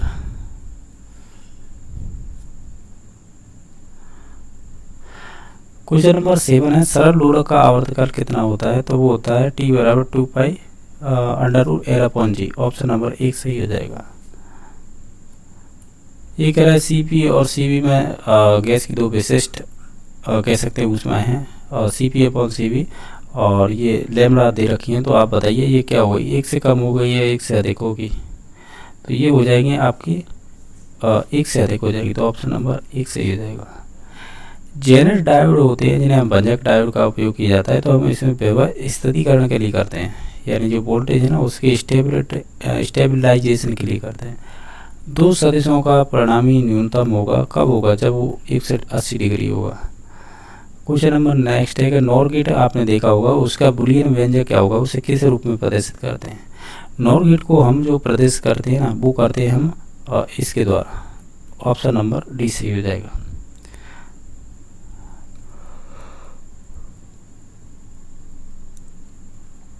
चार 10-20 ओम प्रतिरोधों को समांतर क्रम में जोड़िए और इतने वोल्ट की बैटरी है। तो आप बताइएगा धारा कितनी होगी। आप पहले ये काम कीजिएगा, आपको V बराबर 15 दे रखा है और R हमें ज्ञात करना है अभी, फिर उसके बाद धारा भी ज्ञात करनी है। लेकिन R के लिए हमें ये कैसे दे रखा है, समांतर क्रम में। तो आप इनका लघुत्तम ले लीजिएगा जोड़कर। 20 हो जाएगा, ये 5 बार जाएगा, ये 2 बार जाएगा, ये 1 बार जाएगा। तो 5 2 7 1 8/20 आ गया। लेकिन ये 1/R है, ठीक है, हमें R की वैल्यू चाहिए। तो इसे उल्टा कर देंगे तो 20/8 आ जाएगा। ये हमें अब यहाँ पे आ गया 20/8, यानी हमें R मिल गया, V मिल गया। तो हमें अब क्या चाहिए, हमें चाहिए विद्युत परिवर्तन धारा। I बराबर V/R होता है ना, क्योंकि V बराबर IR होता है। अगर हमें I चाहिए तो V/R हो जाएगा, ठीक है। तो अब हमें वोल्टेज दे रखे हैं 15 और R का मान आया था 20/8। 20/8 तो ये 8 है, ऊपर चली जाएगी। तो 15 × 8/20, तो इसे कट पीट करके 6 एम्पियर की धारा निकल के आएगी, ठीक है। तो ऑप्शन नंबर इसका कौन सा 6 नंबर किस में आ रही, 6 एम्पियर। ऑप्शन नंबर 1 सही हो जाएगा। क्वेश्चन नंबर नेक्स्ट है कि 1 मीटर इसके क्षेत्रफल पर अभिलंब रूप से कार्य करने वाले 1 न्यूटन बल यानी दाब क्या होगा, दाब बराबर होता है P बराबर होता है एक अंग क्षेत्रफल पर लगने वाला बल। कितना लग रहा है, यानी फोर्स बोल सकते हैं यहाँ पे। तो ये बल लग रहा है आपका 1 मीटर, वो क्षेत्रफल है 1 मीटर स्क्वायर और इसमें बल लगने वाला 1 न्यूटन। तो आप भाग देंगे तो 1 ही आएगा, तो 1 आएगा ना, ये पास्कल आएगा क्योंकि दाब की इकाई पास्कल होती है। तो ऑप्शन नंबर बी सही हो जाएगा। ये कह रहा है 1000 जूल है और 1000 जूल कार्य करने के लिए 2 सेकंड में कितनी शक्ति की आवश्यकता होती है। हम जानते हैं P बराबर W/T होता है। W दे रखा है आपका 1000 जूल और T दे रखा है 2, तो 500 वाट हो जाएगा। ऑप्शन नंबर डी सही हो जाएगा। ये कह रहा है, क्या कह रहा है कि जब 2 वस्तुओं को समांतर दर्पणों के बीच रखा जाएगा ना, तो क्या होगा, इनमें प्रतिबिंब कितने बनेंगे, अनंत बनेंगे। तो ऑप्शन नंबर डी सही हो जाएगा। इसके बाद है और भी क्वेश्चन बचे हुए हैं, उन्हें और देख लेते हैं एक बार। मैं इनके आंसर ही बता दूंगा। जैसे साइन 15 का मान कितना होगा, 15 डिग्री। इसे आप खुद से करेंगे तो लास्ट में जब आंसर आएगा ना वो ये आएगा, ठीक है। ये ऑप्शन नंबर इसका डी सही हो जाएगा। इसके बाद है आपको ये समतल में बताना है इसकी दूरी क्या होगी इन बिंदुओं के आधार पर लेकर। तो इसकी जो दूरी आएगी वो आएगी आपकी 13/7। आपको इसका dx का मान ज्ञात करना है। इसका dx का मान आएगा बुन करके π²/32। क्वेश्चन नंबर नेक्स्ट है, इसमें ये मतलब r है। यदि r किसी भी समुच्चय E के संबंध में ये दे रखे है कि रूप में परिभाषित है, तो r को कहा जाएगा, तो हम r को कहेंगे इसका सममित यानी सिमेट्रिक।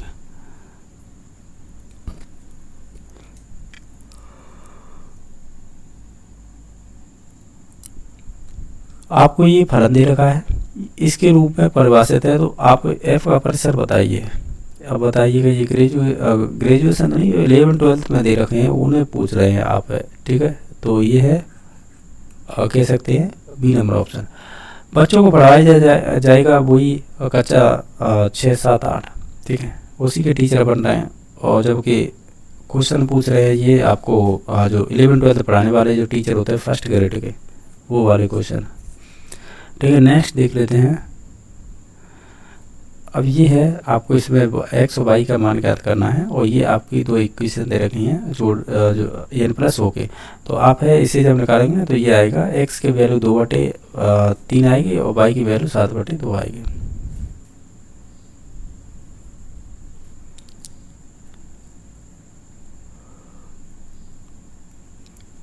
इसका हल होगा ना, वो होगा -1,3। ऑप्शन नंबर बी सही हो जाएगा। अगर भुज कोटि किसी भी बिंदु को बराबर है तो उसके यानी उस बिंदु का बिंदुपथ सरपथ बराबर होगा। कौन सा होगा, वो x - y = 0, ये वाला हमेशा बराबर होगा। क्वेश्चन नंबर नेक्स्ट है, ये आपको डेरिवेशन दे रखे हैं। आपका दिशा का पद बताइए किस प्रकार होगा रेखा पर। तो ये आ जाएगा निकल कर इसका इनमें से कोई नहीं होगा। नेक्स्ट है, ये आपको लिमिट दे रखी है, आप बताइएगा इसमें से क्या मान होगा। x ≠ 0 रहे तब, तो हम कहेंगे इसमें से 0 ही आएगा। ये कह रहा है किसी डाटा का परासरण है वो 1 से 21 है, तो उसका मानक विचलन कितना होगा। इसका वर्ग किया जाता है तो निश्चित तौर से इसका 11 ही हो जाएगा। ऑप्शन नंबर बी सही हो जाएगा। किसी भी जीपी का पहला पद है वो 1 हो, तीसरा एवं 5वें पद का योग 90 है, तो उसका जीपी का सार्वनुपात कितना आएगा, तो वो 3 आएगा, ठीक है। ऑप्शन नंबर नेक्स्ट देख लेते हैं क्वेश्चन। ये आपको एक बिंदु का बिंदुपथ वृत्त दे रखा है, ये वाला, ये स्पर्श रेखाएं बराबर हो तो उसका समीकरण क्या बनेगा। तो वो आप कहते हैं कि बराबर करेंगे तो 8x - 19 = 0। अब ये है बाल केंद्रित शिक्षण। बाल केंद्रित शिक्षण में गणित पढ़ाते समय हमें किन बातों का ध्यान रखना चाहिए। हमें सीखने की क्षमता का भी ध्यान रखना चाहिए, बालक की मानसिक आयु और अभिरुचि सभी का ध्यान रखना चाहिए। तो ऑप्शन नंबर डी सही हो जाएगा। अब a² का मान बताइएगा, इसमें क्या होगा। इसका मान हो जाएगा आपका ये वाला, ठीक है। और हालांकि आप खुद से भी देख पा रहे होंगे, इसमें मैथ के वो लेवल पूछे हैं कुछ क्वेश्चनों के जो 11th-12th में दे रखे हैं, ठीक है। तो बाकी अगर किसी क्वेश्चन को लेकर डाउट है तो कमेंट में बता देना। बाकी वीडियो देखने के लिए धन्यवाद।